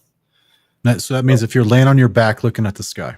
Yeah. So this right here would basically be you laying on your back looking up at the sky. For me, I drew 2 horizons because the horizon through the middle there, well, kind of almost the middle where it says Western Horizon, Eastern Horizon, outside of the Arctic Circle. That's basically kind of my view. And then if you're far enough north in the summertime, that would be that lower line saying east to west. But yeah, this is like you're looking up at the sky from the north, facing the North Star. So if they say the stars are moving counterclockwise and the sun is moving clockwise, why do I see the stars and the sun move west? How can one be counter and how can one be anti to the other when they're both moving west? So they're trying to confuse us. They want us confused. And this is a big point of confusion, and it's taken me, I've been doing astrophotography and astronomy and studying the sky for quite a while now. I've got a lot to learn, and there's a lot of perspective involved, but I try to make these little diagrams to help people out. So if you look at Ursa Major, which is the Big Dipper that's moving around this picture, you would think that that's a counterclockwise motion by looking at it, but it's not. It's west. The sun is also moving west here. So if I'm facing north, like if I go and I face north, the sun is going to move from my right to my left behind me, right? Yeah. What I'm seeing is the Big Dipper move from my right to my left in front of me because it's in front of me. Yeah. The sun, but they're all on this upper level. They're all moving west. Now, if you go to the other slide, we're going to look at south looking south. You have the same thing. There is no counter. What the heliocentric claim is that in the south, in the summer, looking south, you will see a clockwise star motion and a counterclockwise sun motion. Again, my question is, if they're both moving west, how is one clockwise and how is one counterclockwise? This is a form of perspective within our system that is hard to grasp, but this is how it's happening. And one of the things like about the whole 24-hour sun prior to this TFE, we already knew that in the south, like in New Zealand, that the sun was rising in the southeast and setting to the southwest. We already knew that. And so to assume that if you go further south, you just see it stay in the sky for a longer period of time wouldn't be fallacious, especially when you take into the account dome refraction and total internal reflection, which we've shown there are definitions for that. But the fact that we can demonstrate it through those principles gives even more credibility to it. But this, I try to get people to understand this. Everything above us is moving west. When we change our position in the room, on the plane, in the realm, then things appear to move differently based on our position. But everything's moving west, period. And these diagrams show that. That's awesome, brother. Actually, let me see if I can find this.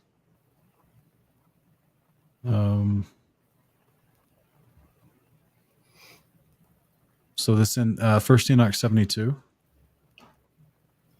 and it's talking about what you're talking about. 1 second here, I got it right here. Okay, so it says.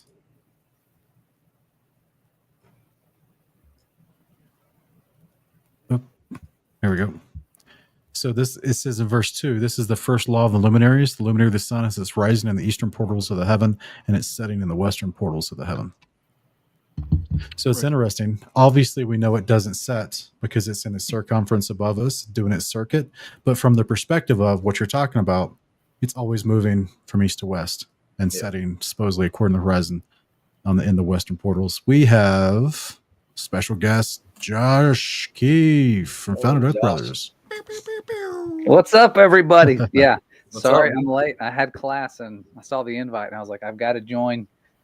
And so thanks for having me on. This is powerful discussion you guys are already having, talking about Enoch and the things we're doing with Creation Standard. We just finished a class and we're seeing the things in Enoch match up perfectly with what we see with weather patterns, winds. You guys are talking about the winds moving up above us. Like there's some powerful stuff that's coming out. And I'm like, man, like how is this not just mainstream knowledge? Why do we not have the book of Enoch in the classroom going, here's why the wind patterns happened. And look, Jesus talked about the four winds of heaven. We discovered them in 1920. Here they are. Like this should just be common stuff, but it's crazy that it isn't. So I'm glad you guys are talking about this advanced stuff. Looking back at the Book of Enoch, I know some people get triggered by Enoch, but when it keeps matching the reality we have, we should probably consider it, I think.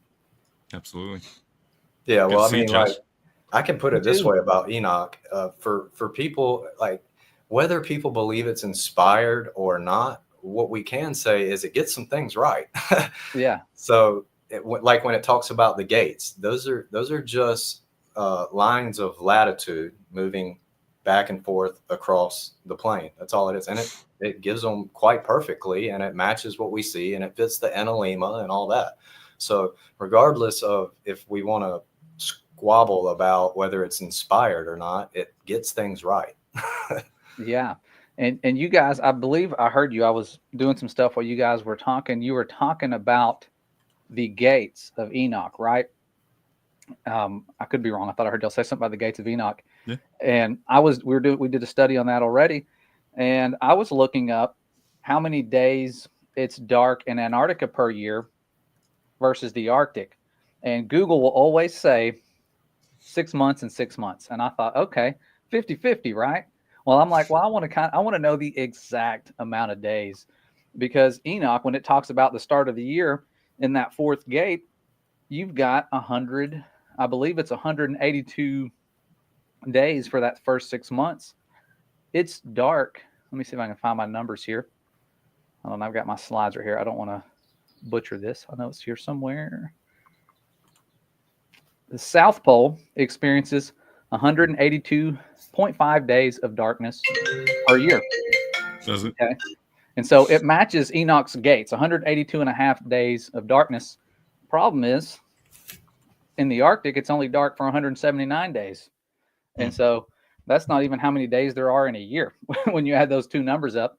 But I just came across that the other day and thought it's interesting that the amount of days that it's dark in the South matches the gate numbers that Enoch give us, 182, that it's going to the north and then coming back. And so it gives you that exact time of darkness, and it matches. So I think the sun's path, it sounds like, they've tilted the world that we live on that's wobbling and spinning. But when I'm reading Enoch now, I feel like the path of the sun might be tilted versus, obviously us, we're not tilted, but I think it could be the path of the sun. But it's revealing more. You mean more going through the gates of the sun? Yeah, the gates of the sun. I feel like there's like a rising, sounds like a rising and a setting, like it's actually going down when it goes to the eastern gates, So it's like, I don't know. I would like to have a more accurate visual, because when I make my visuals, it's always a flat circle path for the sun, but we know there's those 7 layers, 6 gates, a layer or a gate in between each layer probably. And so I just think the math behind it is easily provable when you start looking at what we see with the sun, why there's more darkness in Antarctica than there is in the Arctic. There's so many different things. The South is not like the North. I mean, 100%. It's totally Josh, not. We actually talked about this on Common Ground one year, and this is what you're talking about here. In First Enoch 72, it talks about the sun goes down from the heaven and returns to the north in order to reach the east. And is so guided, comes to the purple poles and shines the face of the heaven. In this way, he rises in the first month in the great portal, which is the fourth. So that was my speculation from this language, is that in the firmament, it's changing heights within its circuit in the firmament as it's expanding on its gates and expanding its circumference over the earth. Exactly. That's what I think is happening too. And I think that can account for lots of strange sun observations, perspective with that as well within the firmament. Yeah. I feel like this is just a little commentary, so we can get back to the more technical information ASAP. But I feel like we're in exciting times, guys. Like who else in history that we know of has the tech that we have these days, that has the mindset? We have all the scriptures that we're reviewing and putting it together. I think like this is kind of a rare thing that we actually get to explore and test this stuff that the Fathers created. And with all the tools we have available, as well as all the manuscripts we have available that talk about this, I think that this is definitely a wild thing. Yeah. It's Yeah. prophecy. It's prophecy being fulfilled. In Daniel, he talks about how, you know, in the final times that knowledge is going to increase, that we're going to discover more and more truth, and we're seeing that happen on a massive scale. Yeah. Well said. Yeah. Let me see here. This is in First Enoch 104, where it says, but when they write truthfully down all my words in their languages and do not change or diminish nothing from my words, but write them all down truthfully, all that I first testify concerning them, then I know another mystery, that books will be given to the righteous and the wise to become a cause of joy and uprightness and much wisdom. And to them shall the books be given, and they shall believe in them and rejoice over them, and they shall all have righteousness. They shall all the righteous who have learned therefrom all the paths of uprightness be recompensed. So this is the book of Enoch, chapter 104, prophesying about his words being written in different languages and studied for a source of wisdom. I personally believe Tertullian, and I believe the book of Enoch was, passed on through Noah through the flood. And so, like, this would be a prophecy we're literally living the reality of today. People are studying the book of Enoch in multiple languages across the world and studying them for a source of wisdom, specifically like we're doing even right now. Because the book of Enoch wasn't written in English, guys. We're literally studying its course of luminaries in English right now, fulfilling this prophecy. It's amazing. But that was before languages were changed, right? That's what I'm saying. That was before the Tower of Babel. Think about that. Yeah. There's another prophecy in Enoch too. I don't remember it, but it talks about how in the final times the sevenfold doctrine of creation will be revealed to the saints. Is that chapter 10, Wes?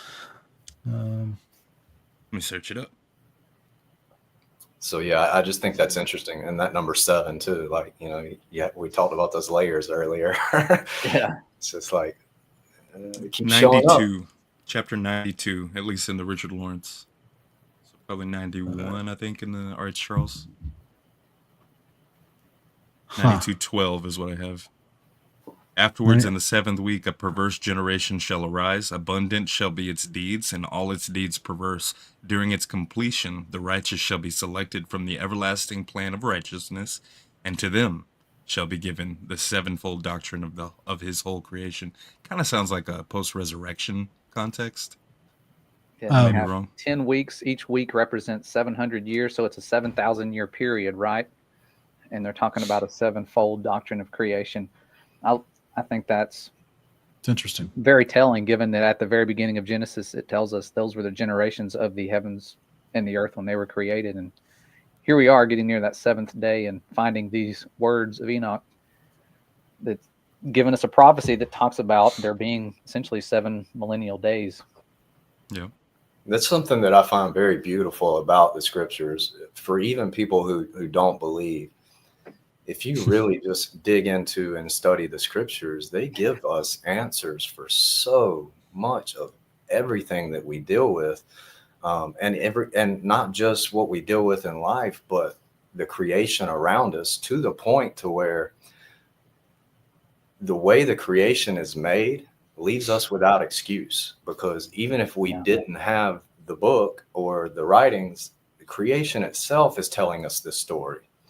Like, if you just look at the sun's path through the constellations every year, it tells the story of Jesus every year on repeat above us. It's beautiful. Like, and you can say, oh, this is a coincidence and this and that. Well, at some point, all these coincidences just keep lining up over and over and stacking up on top of each other.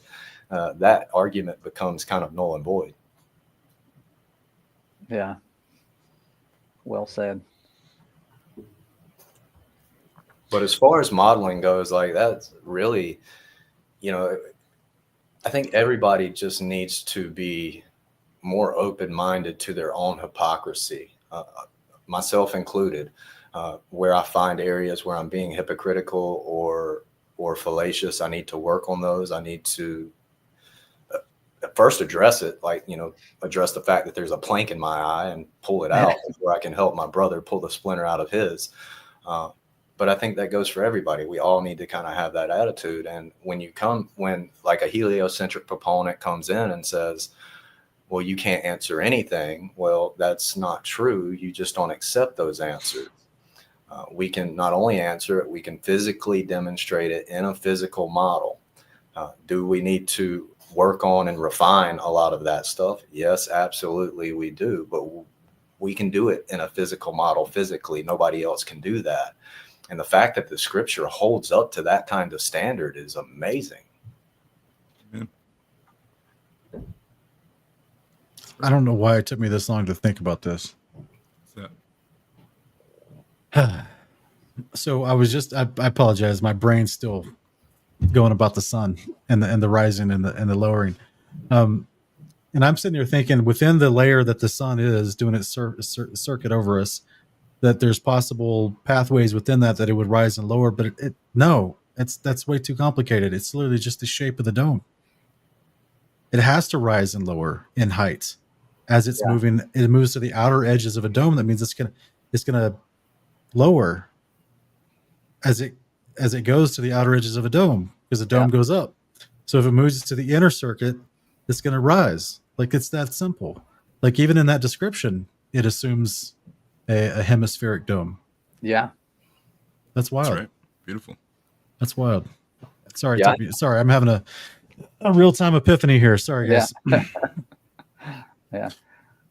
It's a beautiful thing seeing all these things that line up with a sun moving in the dome and with the world. I know even if we don't have the map perfect, whatever, when you look at the north and you look at the south, there's major differences that match the local sun doing what it says in the book of Enoch. And that's why if you look at the south and the Antarctic, we were comparing this in our class the other day. It gets a first place trophy on so many different things. It's the driest place. It's the coldest place in the world. I think if you look at the coldest temperatures of the Arctic and the Antarctic, when you're looking at the coldest, the Antarctic is 35 degrees colder on its coldest. On the warmer for the Arctic has been up to 100 degrees, which is pretty warm, I would say. Mm-hmm. And it's 35 degrees warmer than the warmest Antarctic temperature. And so on both ends of the spectrum, coldest and warmest, there's about a 35-degree difference between the Arctic and the Antarctic. On a globe, it should be about the same. And so it gets first place for the coldest, the driest, the darkest. The place with the lowest air pressure, which we've talked about before on here, makes sense. When there's less air above your head, you're closer to the dome. It's going to have less air pressure. And so low pressure systems happen when you have clouds move in. You have a low pressure system. That never made sense to me, because they tell you it's how much weight is above your head in air. Well, I'm like, clouds weigh billions of pounds. How is it a low pressure system? Well, our Father designed the clouds to float. They're actually holding up air above you, which lowers the air pressure. They're like a ceiling. And so you get that same effect when you go south. There's that ceiling getting lower. And so the lowest air pressure in the world is in the south, which actually colder air should increase the air pressure, but it doesn't there. And so lower air pressure in the south, lowest population. Nobody lives there all year round. There's millions of people living up north. It's the coldest water temperature ever measured is measured in the south. The highest elevation, the most guarded. Like, it wins first place on so many different levels. Right. Yeah. Going to the south, it's like you run out of trophies. You're like, what else do you want? I mean, come on. We talked about this on our Antarctica episode of Uncommon Ground too, in the sense that, along with what you were just saying, that you should expect, if this was the North Pole and the South Pole, they should have similar climates like you just talked about, but they don't. You should also expect to see similar amounts of vegetation and animal life, and it's nowhere near the same, right? There's a lot more vegetation and animal life in the far north than there is in the far south. And it's the windiest place on Earth as well. I mean, which is also another one, in Scripture, where it talks about how the winds are generating from that area. I mean, it checks. The Bible checks all the boxes. People can say it doesn't. It does, and it's going to it's checking boxes that we haven't even discovered yet. We're light years behind, to use heliocentric terminology. We're light years behind where we're catching up to Scripture every day, and it's still way ahead of us, and it's always going to be way ahead of us until everything's perfected again. As opposed to it being some sort of ancient, archaic, primitive, sheep herder book. The Yeah. opposite is true. So true. Josh, I had a recent debate, and I used some of your graphics in this debate. I used some of WesBlaze and some of Rob Skiba's, some of Josh, so yours, and I saw you post this about the stronger wind patterns in the south, and then you also have this one you posted as well. And so someone in the live chat, one of the Globers in the live chat said, well, there's red in the north too. How do you explain that, Sean? But I'm like, guys, statistically, the higher winds are in the south. Like you tried to show with the documentation here, the record for them. It's just so funny how just people will grab at straws, man. They will just absolutely grab at straws. Yeah, 100%. And another thing, we're talking about the winds being stronger in the south, far stronger, moving in the same direction. Hurricanes, and you think if there's portals in the south blowing the wind the direction it's blowing, hurricanes wouldn't be able to turn back around and come south again very far. And when you look at the map of all of the hurricanes mapped out over a period of time, you can see they go really far north. They go about 600 miles. When you go to the furthest north, they can go 600 miles from the North Pole. When you go and see how far they travel towards the South Pole, it's like, let me see if I can pull up my notes here somewhere. I don't know if it's in this presentation. It's like thousands of miles. No, it's in a different one. Let me find it. I have so many notes on this stuff, but it is amazing. When it's like 4,000 miles versus 600 miles, I would say that's a considerable difference of how far hurricanes should travel. Both directions, it should be about the same, but it's nowhere close. And there's far more hurricanes in the north where you go, and they're moving in a certain direction, right? They tell us it's moving, that in the northern hemisphere, they move counterclockwise. When you Google why that is, it says the Coriolis effect, because things above the equator get pushed to the right. I'm like, okay, counterclockwise, got it. That's one of the first lessons as a science teacher when I got put into an earth science class. That was what I was told to teach, was the Coriolis effect, because I came into the class like midway through the year, and that's what unit they were on. And so I literally taught that first lesson with a globe. But now going back to it all these years later, I'm looking at it, and we're also looking at water currents. Enoch gives a really good description of water currents coming in from the west. And so when you look at the water currents in the south, from the ends of the earth, because he's talking about the ends of the earth, water coming in from this great river from the west, all the water flows in that direction, and it impacts all of our water currents. The problem with their Coriolis effect causing the wind, because the hurricanes are mostly made out of water, it's wind and blowing all that water in the air around, they're moving counterclockwise. The water currents in the north are moving clockwise. So you have hurricanes going one way, the water currents going the other way, and they say both of them are caused by the Coriolis effect. But they're both going opposite directions. You go to the south, it's the same exact thing. And they say, oh, the ones in the south are going clockwise. Your water currents are going counterclockwise. You have two bodies of water going opposite direction caused by the same effect, and they never overlay them in their maps. They never show you maps that have both. It's always, here's one, here's the other. Put them together, and the globe starts falling apart. And not only that, you have what's called Hadley cells. These cells of wind, they're not even going around the globe. They're actually spinning in different directions. And they're counterclockwise and clockwise, both in the north and in the south. They're all sorts of different directions. And then tornadoes, they just defy those rules. Sometimes they're one way, sometimes they're the other.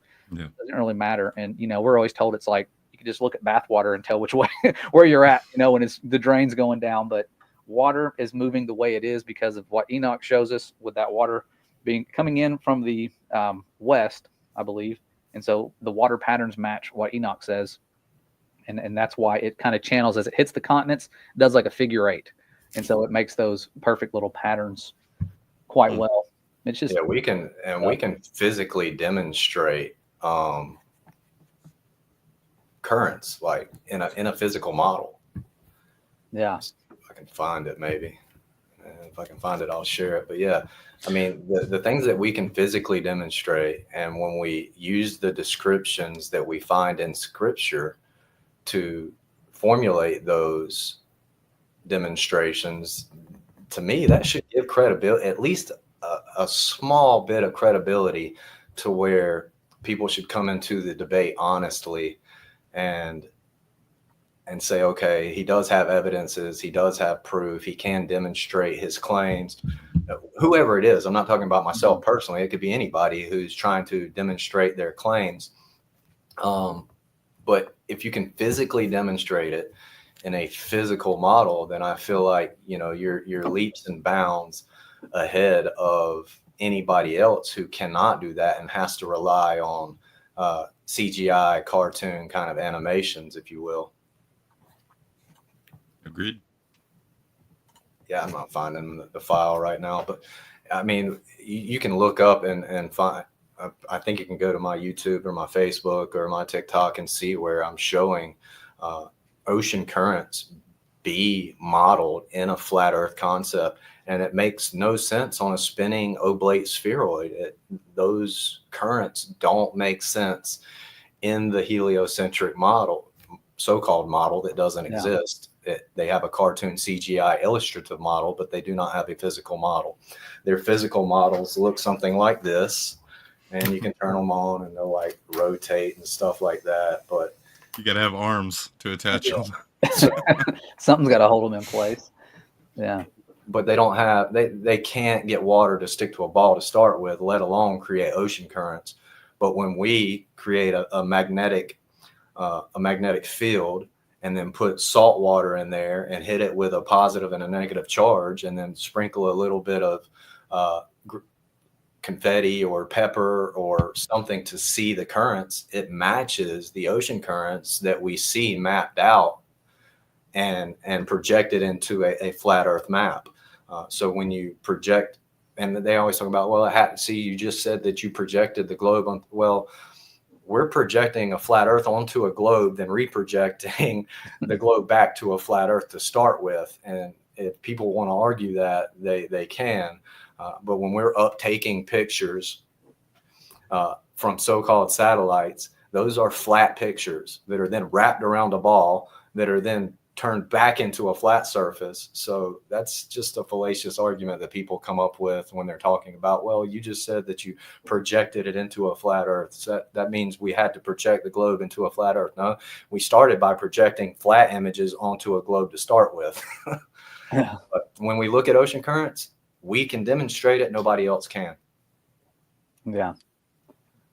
Yeah. Not only that, somebody was mentioning centripetal and centrifugal forces, and we're studying that now, and we're looking at how they say the atmosphere moves with the globe, like it's stuck to it, not just the rotation but also its direction through space. All the speeds it's going, that air stays with it. And the problem is, talking about those four winds of heaven, the winds that are further out, like if you're running on a track and you had to choose a lane and you were all starting at the same point, you would choose the inside lane. Well, the air on the outside's going further. It has to go greater speeds to keep up. Well, the higher atmosphere is actually, supposedly, it's moving in the direction of Earth's spin, but it's moving faster than the Earth is spinning. So it's actually beating the Earth in the race. That shouldn't be happening. Anytime you spin a ball or do anything and the water shoots off, it goes the opposite direction. But the wind, somehow that outer wind that's already going faster than the lower wind is even going faster than the Earth is spinning. So yes, it's crazy looking at it and laying it out and trying to map it out and see how would that work on a globe. I mean, it's already pressurized. That's impossible. Now it's got to be moving with the Earth, stuck to it, getting pulled down to the Earth, yet somehow going with it, and it's winning the race. So yeah, I'm sure they'll just claim it's cow farts and global warming. Yeah. Well, it was at its origin. It was spinning at its origin. Like, wait a minute, what? Yeah, those are primordial winds from the early Big Bang. Yeah, it's wild once we realize how crucial an enclosure is to everything. To have the container is really a foundational truth that can't be done away with. If you do away with the container, you have to come up with all kinds of crazy stuff like the bending and warping of space-time and dark matter and dark energy and the great attractor, yet this great expansion at the same time, and it just gets all convoluted and kind of, if you really pay attention, at the start, the core of everything that is heliocentric or old Earth or evolutionary, at the very start, it starts like a fairy tale, long ago and far away. It's like, the stars were formed long ago and far away, and our ancestors lived long ago and far away, and they literally start their pseudoscience nonsense as a fairy tale with the way they start out. Yeah. Reminds me of Brian Cox. He was like, you could still see the afterglow from the explosion. Like that's how we know it's real. And he's like getting so mad. He's like, how do you not see it? And I'm like, oh my goodness. So that exploded light is moved beyond us, but still projecting back toward us. Yeah. We're traveling with it, but things are somehow coming back at us sometimes occasionally, even though explosions throw everything outwards. So you guys were talking about the winds and everything, and this is something I made a long time ago as far as the 12 portals around the firmament that Enoch describes in Enoch 76. But as we were talking, I started thinking of more of a 3D aspect, and I thought, well, you know what? This might actually be a better representation of Enoch 76. So the little gold rings that I put around here was the original image, but the little red rings I just made right now, just to show, like, what if the red rings still match the description as far as one leaning toward the east and then the third one leaning toward the west, and then there's being a central portal in between them.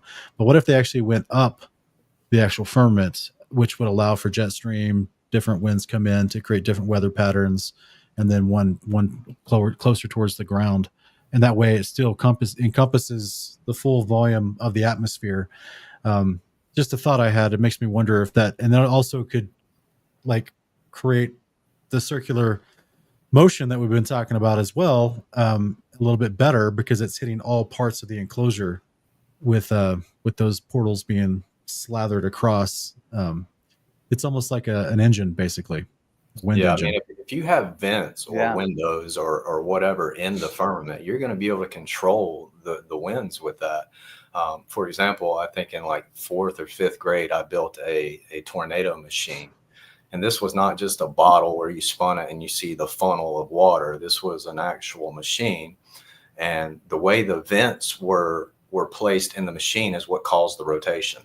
So I would heat the water would become vapor in the form of steam, and then the vents made it funnel, and then it would funnel out of the top vent.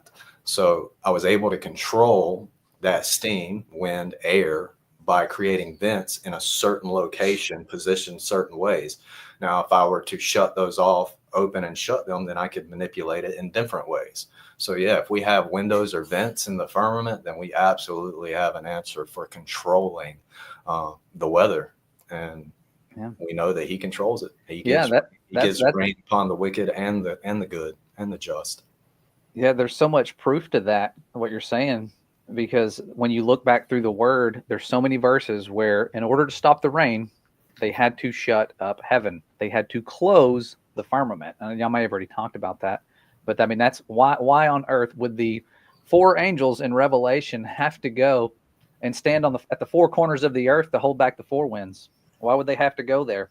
Why can't they just go up above us, and stop the globe from spinning or something? Why do they got to go to the ends of the earth?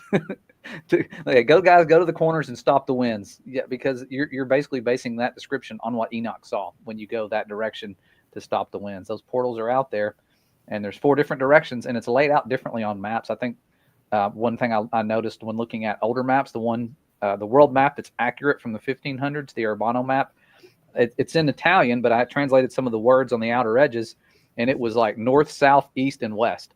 For us, south is just south. You just go straight out, you're going south. But they had it broken up into like quarters. So like the 4 quarters of the earth, it's like different directions. And I'm like, I bet they had some truth there, because their map looked a lot like the oldest world map ever, the Babylonian map that talked about, it was speaking of the Noah's Ark. It was talking about a giant wall about 1,000 feet when you get out beyond the water, almost like they're going to the shoreline of Antarctica. And he's like, well, they just, the guy acts like they were ignorant back then in Babylon. Like, oh, they didn't know much. I'm like, they knew a lot. And I'm sure they were traveling quite far. You can't build those giant golden statues from just digging in your backyard. You have to have a worldwide economy, even back then, pretty far, because they were already dispersed after Babylon, and going different places. All these different languages already forming. Wait a minute, Josh, are you wearing my shirt? Look at that. I'm wearing Ken's shirt. You're wearing my shirt. And I've got the Uncommon Ground shirt, but I've wore that one out too much. I've wore it out. It's probably got holes in it. I wear it everywhere I go.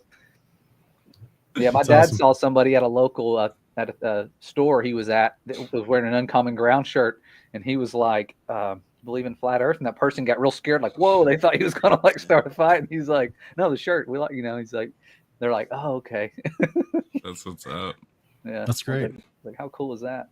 Yeah, a buddy of Small flat mine world. from Idaho, he said he ran into some people in Idaho, like at a Christian fellowship gathering, and they had he mentioned me, and they were like, "Oh yeah, we watched Sean," and just like randomly talk, just some other people that watch Kingdom and Context. It's pretty wild.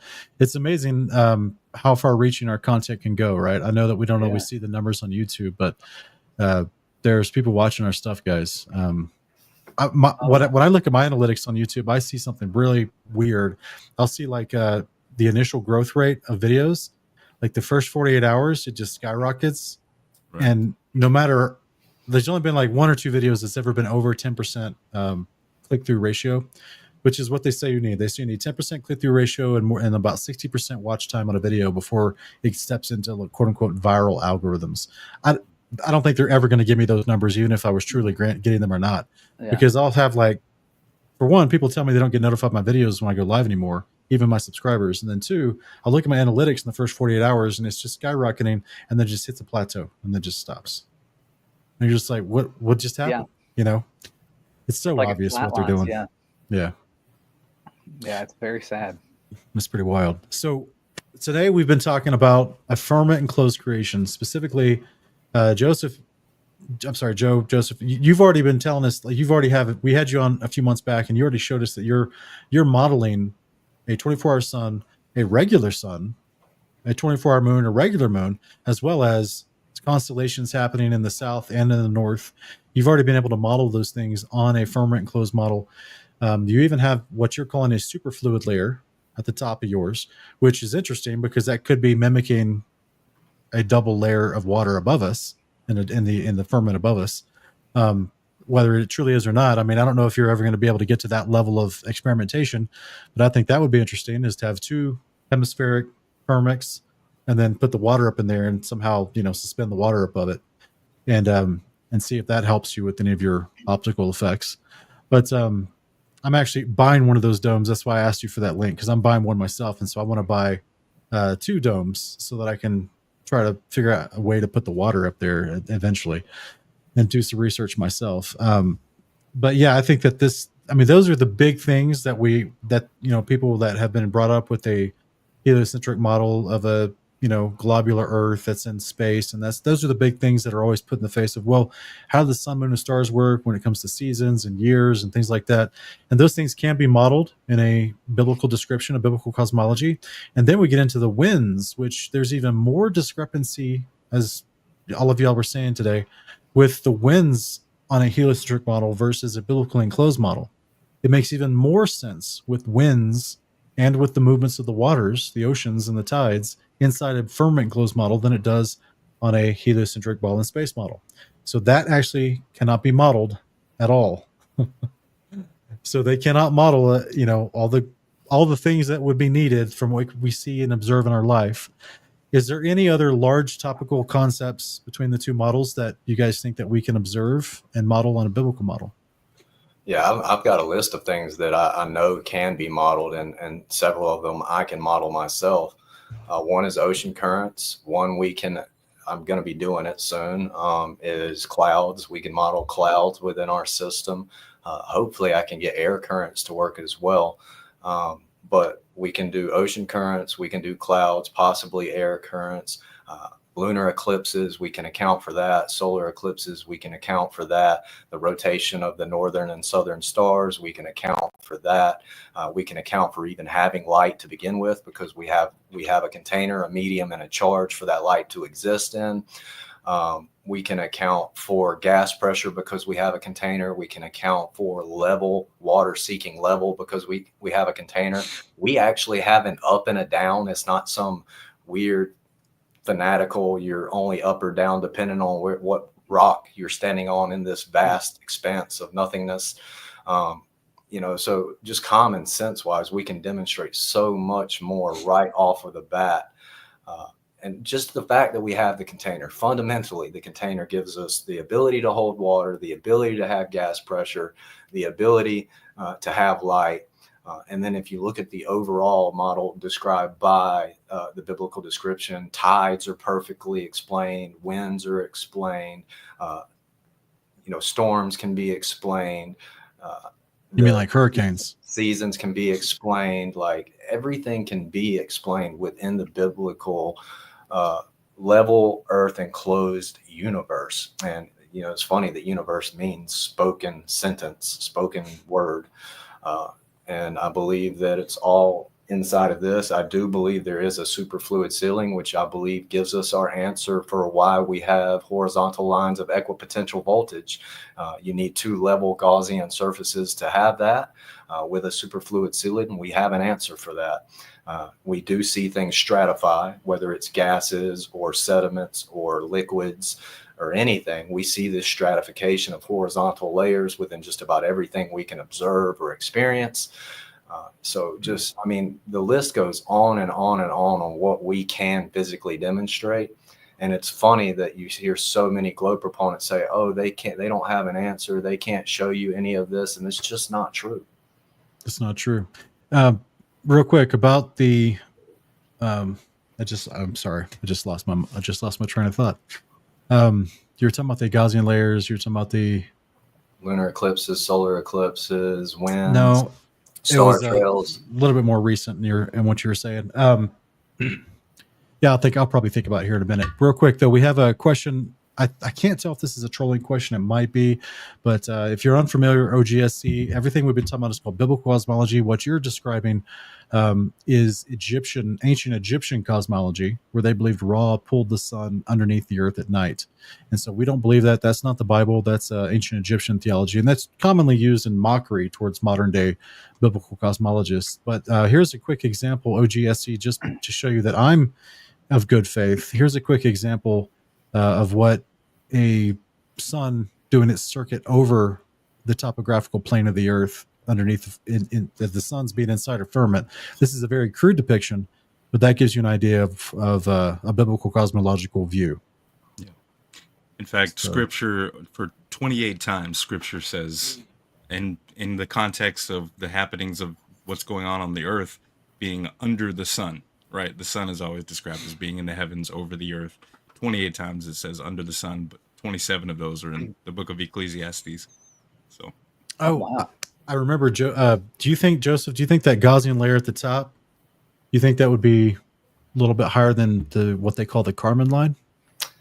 Yeah, I think it would start somewhere after 75 miles high. There's obviously would be a transition zone where things start to transition from just like an atmospheric state to like a super fluid type state. But yeah, I believe it would be above 75 miles. And I think that the Kármán line, like there's different ratings for the Kármán line. There's no consensus on this. But I think generally what they try to say is like 62 miles, somewhere around 60 miles high is the Kármán line. But there's other groups that say it's 40,000 miles out or 60, and they even say, well, the moon's actually in our atmosphere. Okay, well, if the Kármán line's the edge of the atmosphere, then how is the moon inside of it in the heliocentric model? It's just there is no consensus. They act like there's this consensus. If I could take 100 of the best globe proponents in the earth and interview them individually in a room where we know they don't have anybody else in their ear, I guarantee you they don't agree. I guarantee you they don't have some solid, we all think the same way. And even if that's the case, that's more of a cult. Like, flat earthers get called a cult. We don't agree on a lot of stuff in flat earth. Like we don't say there's this consensus. Whereas the heliocentric model does say there's a consensus. And if you go against it, you're completely alienated, which is very cultish. Right. So you actually gave me a great idea for a video. I'm going to interview 7 Trinitarians individually, not a live stream, private interviews, same questions, compare all their answers, and watch their answers just be all over the place. Yeah. That's going to be a fun video in the future. We had someone else. That would happen with flat earthers too. Like if you sit, 100 of your so-called best flat earth proponents individually and interview them, you're going to get a lot of variation. The whole point is there's just not a consensus. And that's right. To pretend like there is a consensus and then to appeal to this pretend consensus is a huge logical fallacy. Someone brought up in the live chat that also sound, they use the word thunder, but sound would need a container as well. And that's actually something that I think that is overlooked a lot in these conversations, which is the description of the firmament from Josephus as a historian of ancient Israel. And then just from what it seems like the translators assume from Exodus 24:10 and the actual body, the substance of heaven that they see the feet of God standing on in Exodus 24:10 up the mountain. They often refer to it as a type of a crystalline substance or a lapis-lazuli sapphire-like substance when they describe the body of the heaven. And if that's the case, that means it's a type of sapphire. For everyone out there, let me show you this real quick. This was I briefly talked about this in my flat Earth debate, knowing that I was just throwing seeds out there for anyone that might be interested, knowing that my interlocutor was not going to engage with these things. But so this is just a very generic representation of what possibly a piece of firmament, which is like a floating platform in Exodus 24:10 for the feet of God to be on, that they saw the feet of God, they saw the God of Israel. If this was any type of representation, this particular image shows blue, and that can be misleading to the average person because sapphire comes in all colors, including super clear. And sapphire is one of the hardest substances on the Bohr scale next to diamond, and it's the best for sound acoustic reflectivity. So it works in a variety of ways to be a very, very accurate description for what the substance of the body of heaven, the firmament, could actually be. Yeah, I mean, just reading through the scriptures, I mean, there's several instances where it likens the firmament to a blue sapphire or a crystalline type structure. So, and it does, like you said, it makes perfect sense. And then not only that, it ties in to what we consider science, which I think the term science is perverted nowadays. It's really just understanding and wisdom.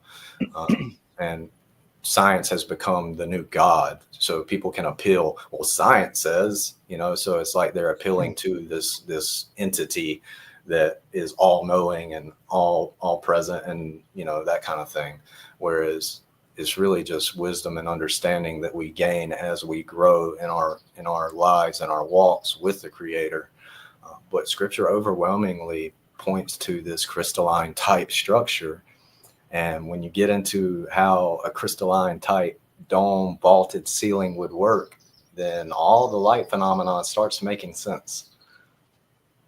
It's pretty interesting, because that's definitely something that I didn't realize that light needed a medium until I started studying this topic, right? In the years past, I didn't realize light needed an actual medium to travel through and to fluoresce through. It's interesting. By the way, thank you, Anita, for the super chat. Really appreciate that.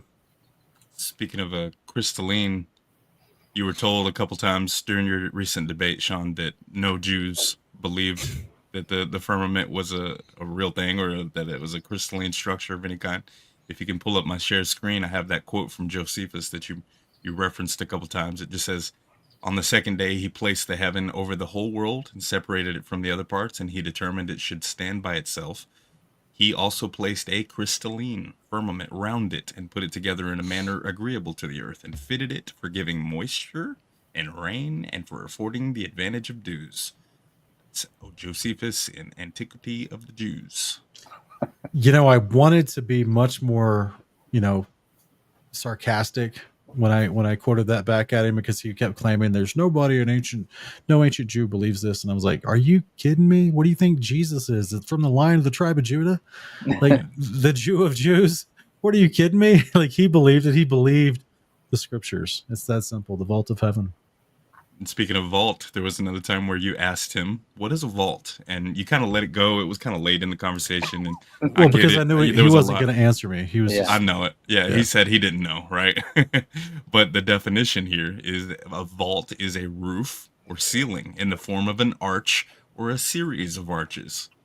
So I just think it's interesting that we have Enoch saying that the Father stretched out the vaults of heaven, plural vaults, right? We have several versions of scripture of Genesis, and Job calling it a vault of heaven, a vaulted dome. So that's a awesome. ceiling. Yeah. That second Ezra 16 passage mentions Psalm 104. Yeah, that's awesome. And that's another thing is like, does he actually have, chambers to which the pillars of his chambers are set in the waters of heaven above? Like all this language is specific language. Like to start suddenly reinterpreting things like the firmament, you just fall into this crazy cascading reinterpretation of all these other terms. You have to. And that's why it's just bad hermeneutics to start randomly cherry picking new interpretations. Yeah, something I always say about the description that we find in scripture is this. To me, it would seem very misleading to be so descriptive in the sense that you say, okay, I've cast out the sky like a tent for the sun and the moon. It's stamped out like a signet pressed into clay, that it's on pillars, that it's immovable, it doesn't move, that there's waters above, that there's waters beneath, that there's a bottomless pit, that there's storehouses of heaven. It gives all these descriptions that describe a sealed, circular, enclosed type environment. Yet what he really meant was we're on an oblate, wobbly, tilted sphere in the vacuum of nothingness, blasting through that nothingness with no purpose at all. And it's all just this chaotic accident. Like, that's a weird way of interpreting these very descriptive terms within scripture. Yeah. And having your prophets, so many of them being false witnesses to creation, like, why would that be a thing? Yeah, it's funny because Joe, what sometimes they'll throw back at you is that, it says in Job that he set the earth on nothing, right? And I'm sitting there going, but wait a minute, hangs it from nothing, or he hangs the earth on nothing. But then I try to remind them, if you go back to Job chapter 9, it says he shakes the world and it shakes it from its pillars, right? The earth itself from its pillars, that the earth is set on pillars, and it's just interesting how that's the type of cherry picking that you run into. Like they're gonna appeal to the book of Job, but not certain. It's just certain passages and not others for what they think it's saying. Even where it says he hangs the circle of the earth upon nothing, well, that's because he put it on foundations. So that's what I'm getting at. Yeah, it talks about its pillars.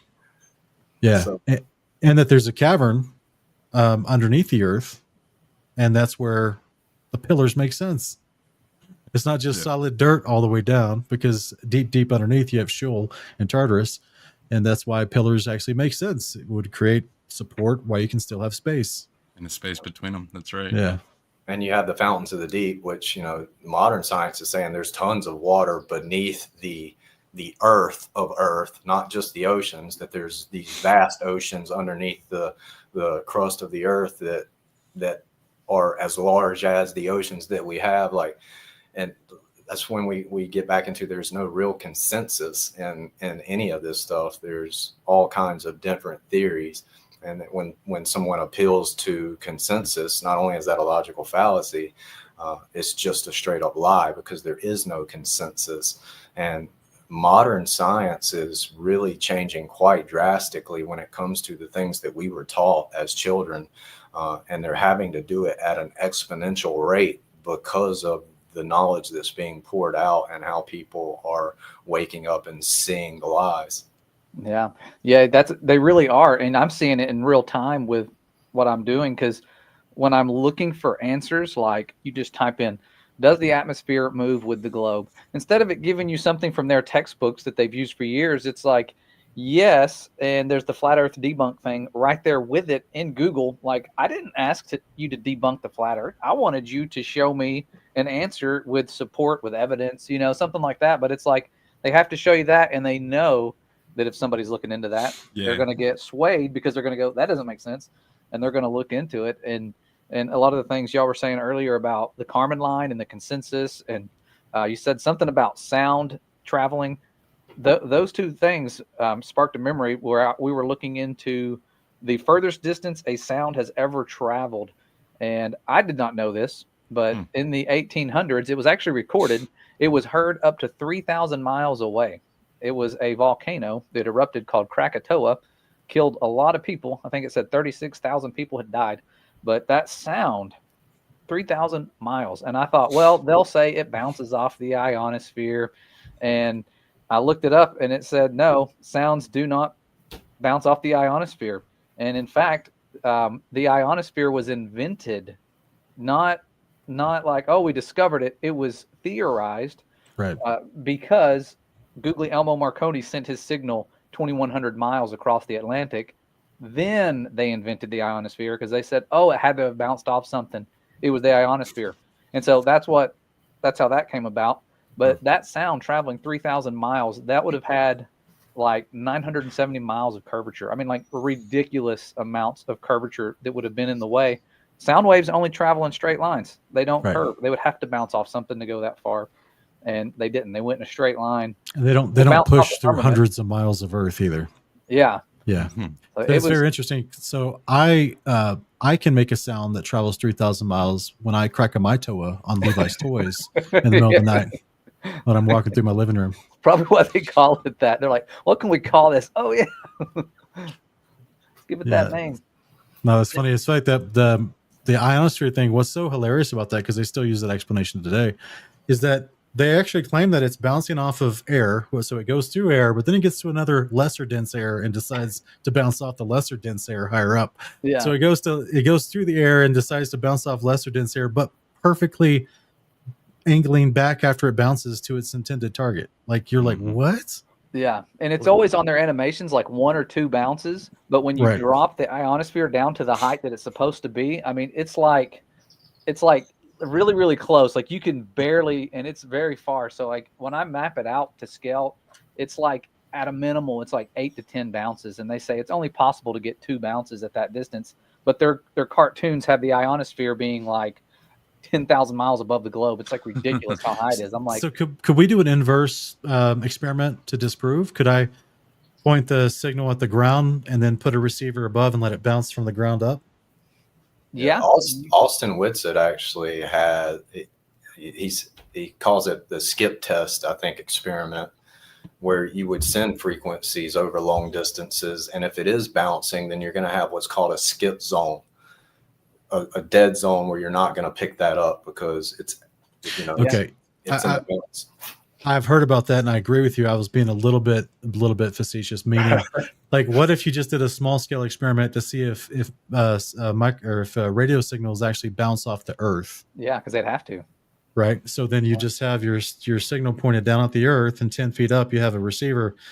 And will it actually bounce and be received, or will it just be absorbed into the Earth? And you're like, all right, this whole concept is nonsense because it can't bounce a whole bunch of times between less dense air and the Earth if both don't either refract or and it's both mediums don't reflect it. And it's dependent upon the frequency as well. Like under a certain frequency, you get the bounce.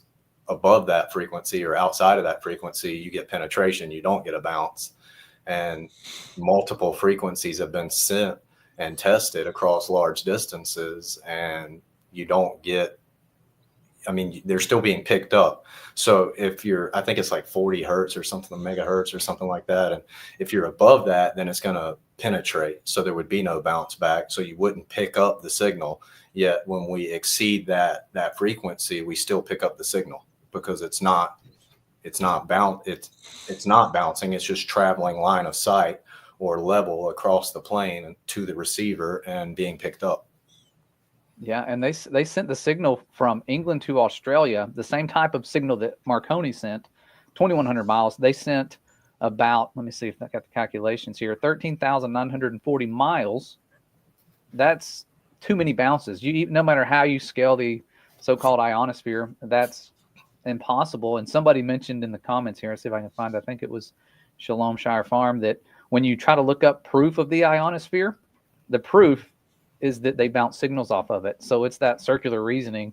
It's like, oh yeah, we got proof of it. Signals bouncing. Oh, we got proof of, that they can go that far because of the ionosphere. So one proves the other. It's like the signals, they got to save the globe. So they added that, and Same kind of circular reasoning they use in the strata layer, determining the age by either fossils or rocks. So it's like, okay, well, how do we determine the age? Well, by the rock layer that it's in. Well, how do we determine the rock layer? Well, by the fossils that you find in it.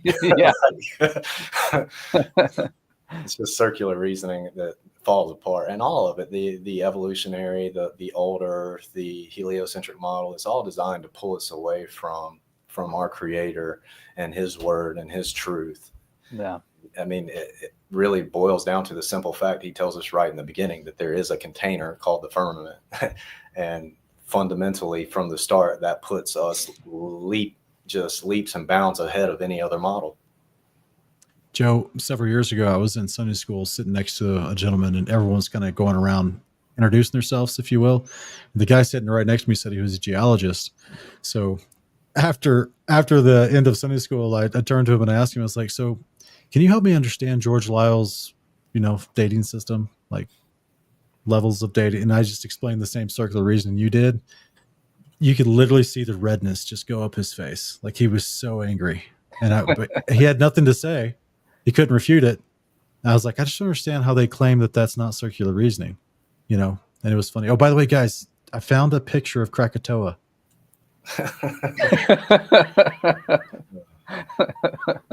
It's in Indonesia, apparently. Yeah.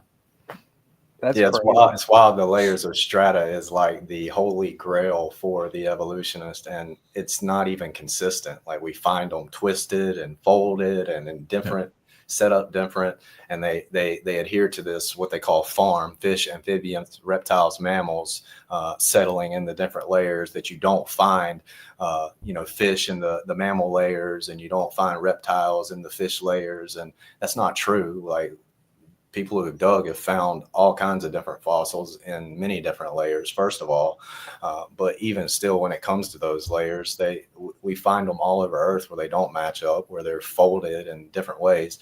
And even when you test sedimentation in a lab and you put the bones of fish, amphibians, reptiles, and mammals, they do layer out that way for the most part.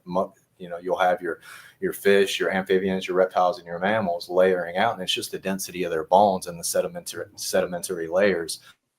But in real life, we do find mixtures between those layers, and it's just false to say that we don't. But it's wild how they use those so-called geologic columns as like their holy grail for evolution, and then the reasoning behind it is absolutely circular.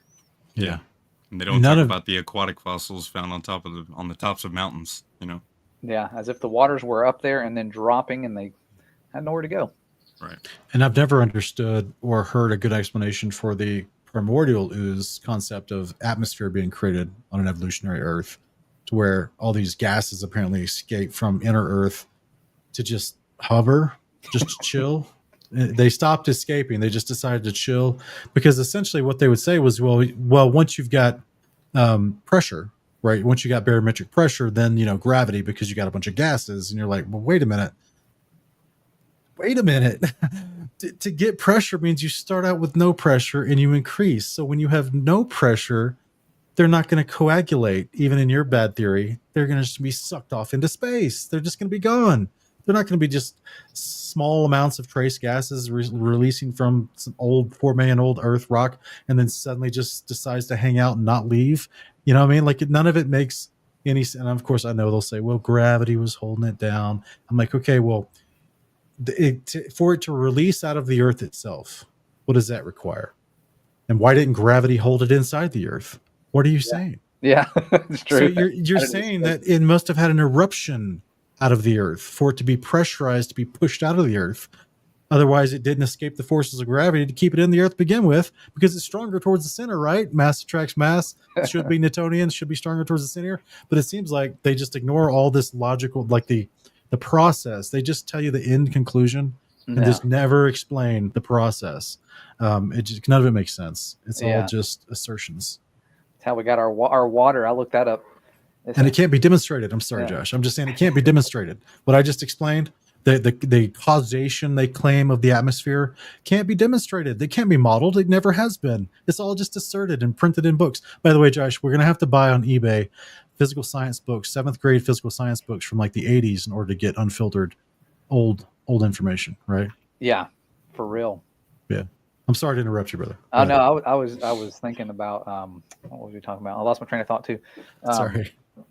What was it? Oh, water. You're talking about air being, and I was looking up water, how we got all this, trillions of gallons of water just all over the place. How did we get it? How did it skip the moon and all that? And it's like, some people theorize that the earth was born with water. And I'm like, born with water? And this is like mainstream information. It was like, it was born like, oh, look at this baby earth here. It's got water. What about the moon? It wasn't born with water. Like, oh, well. And then it's like another theory is that it was delivered here on rocks. Like these rocks were coming here with little water in the pores of them, which there would be way less water, but it's like the rocks brought it to us. Fortunately, they skipped the sun, didn't put the sun out, came straight to hit us, even though our gravity is weaker than the sun. Like, yeah, it just starts making no sense when you look into it, and they're just stuck with going born with it then, I guess. If it was born, it had to have been fathered, right? Yeah. I thought so. It's a mother, but wait, I thought it was a baby. What is it? Mother Earth, baby Earth? Who knows? Yeah, so that's where sometimes, I mean, there's like you've repeated multiple times tonight, Joe. There is no consensus. It's just the highest paid assertion of consensus, and that's what sways people to be quiet or to talk more. While if you just dig deep into like what do they actually believe and interview them privately, you realize no one agrees anymore anyway. But it's just when it comes to a public declaration, suddenly they know when to be quiet because they don't want to get shunned from their community. And so that's where, we're always just telling people, look, research the Bible for yourselves.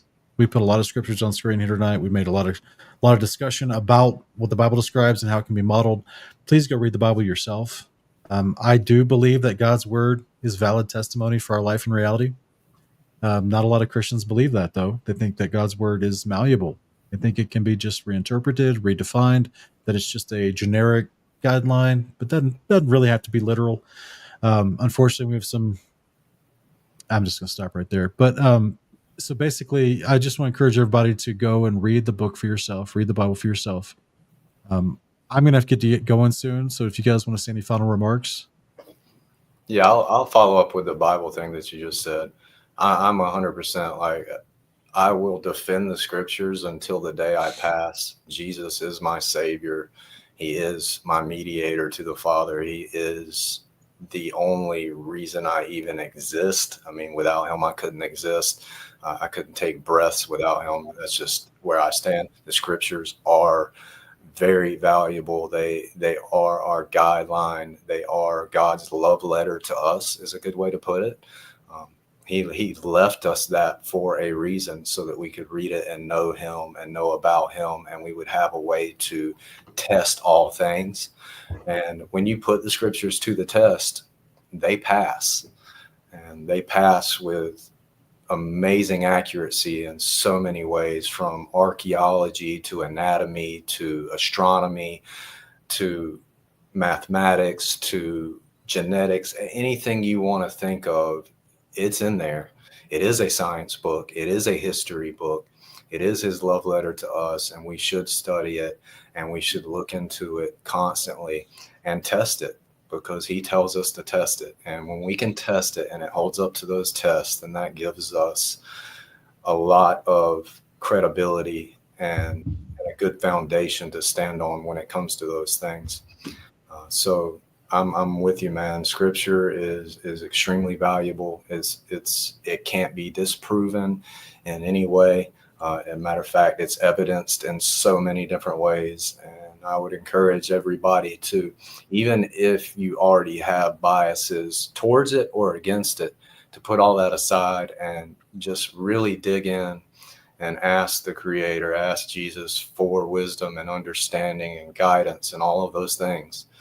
And he'll be faithful. He will show you, he will guide you. He tells us that, we'll hear his voice. And I think he very clearly speaks to us, not only physically in a spiritual sense and in a verbal sense, but he definitely speaks to us through his word as well. And it holds up to be true. Amen. Ask and you shall receive, speak and you shall, or what is it? Ask, yeah, knock and he shall answer. I'll just remind everybody that I was not aware that the Bible was true. I was raised with some Christian upbringing, but weren't devout churchgoers, definitely didn't read our scriptures at all. And then it was offered to me to get baptized. I took my boss up on the offer, who offered it, and I said, yeah, I think that's something I've always wanted to do.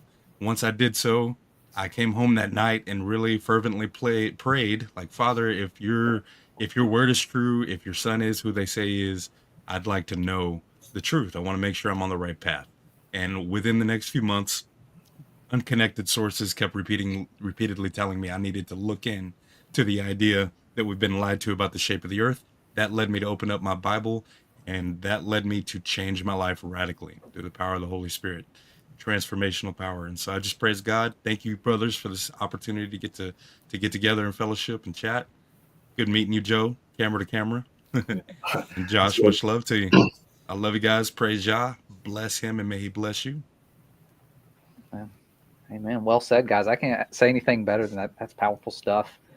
Thanks, Sean, for reaching out to me. I don't care how last minute it is. Thanks for reaching out. I was excited to see that and to join in late. This is a much needed conversation. Not a lot of people are getting this deep in the conversations, and so it's good to be with some people who have fully studied this out, put their trust in the word, and it's awesome seeing the Father's power move in the world like it is with all the people that I'm interacting with lately. They're just, it's a beautiful thing. We're a part of our Father's Holy Spirit being poured out, and he is raising up just a generation of powerful truth soldiers. You guys are a part of that and a testimony to that, and it's something that's a blessing to further witness when it comes to people, no matter what, putting the Father's words first and putting them to the test. And we're finding so much evidence. So yeah, definitely a great blessing. Thank you guys for having me on here. Yeah, awesome. Thank you, brother. Appreciate all you guys coming on tonight. Hopefully everyone that's watching, listening, thanks for engaging in the live chat. Hopefully it's been a blessing to you. If you like it, press the thumbs up, subscribe to the channel. Also share this so people can hear and see what we're talking about. And lastly, let me see here. See if I have the clip. I don't know if I have the clip. I don't have the clip. All right, never mind. We're taking off. Appreciate you guys. Much love. We'll see y'all next time. Shalom, shalom. See you on, everyone.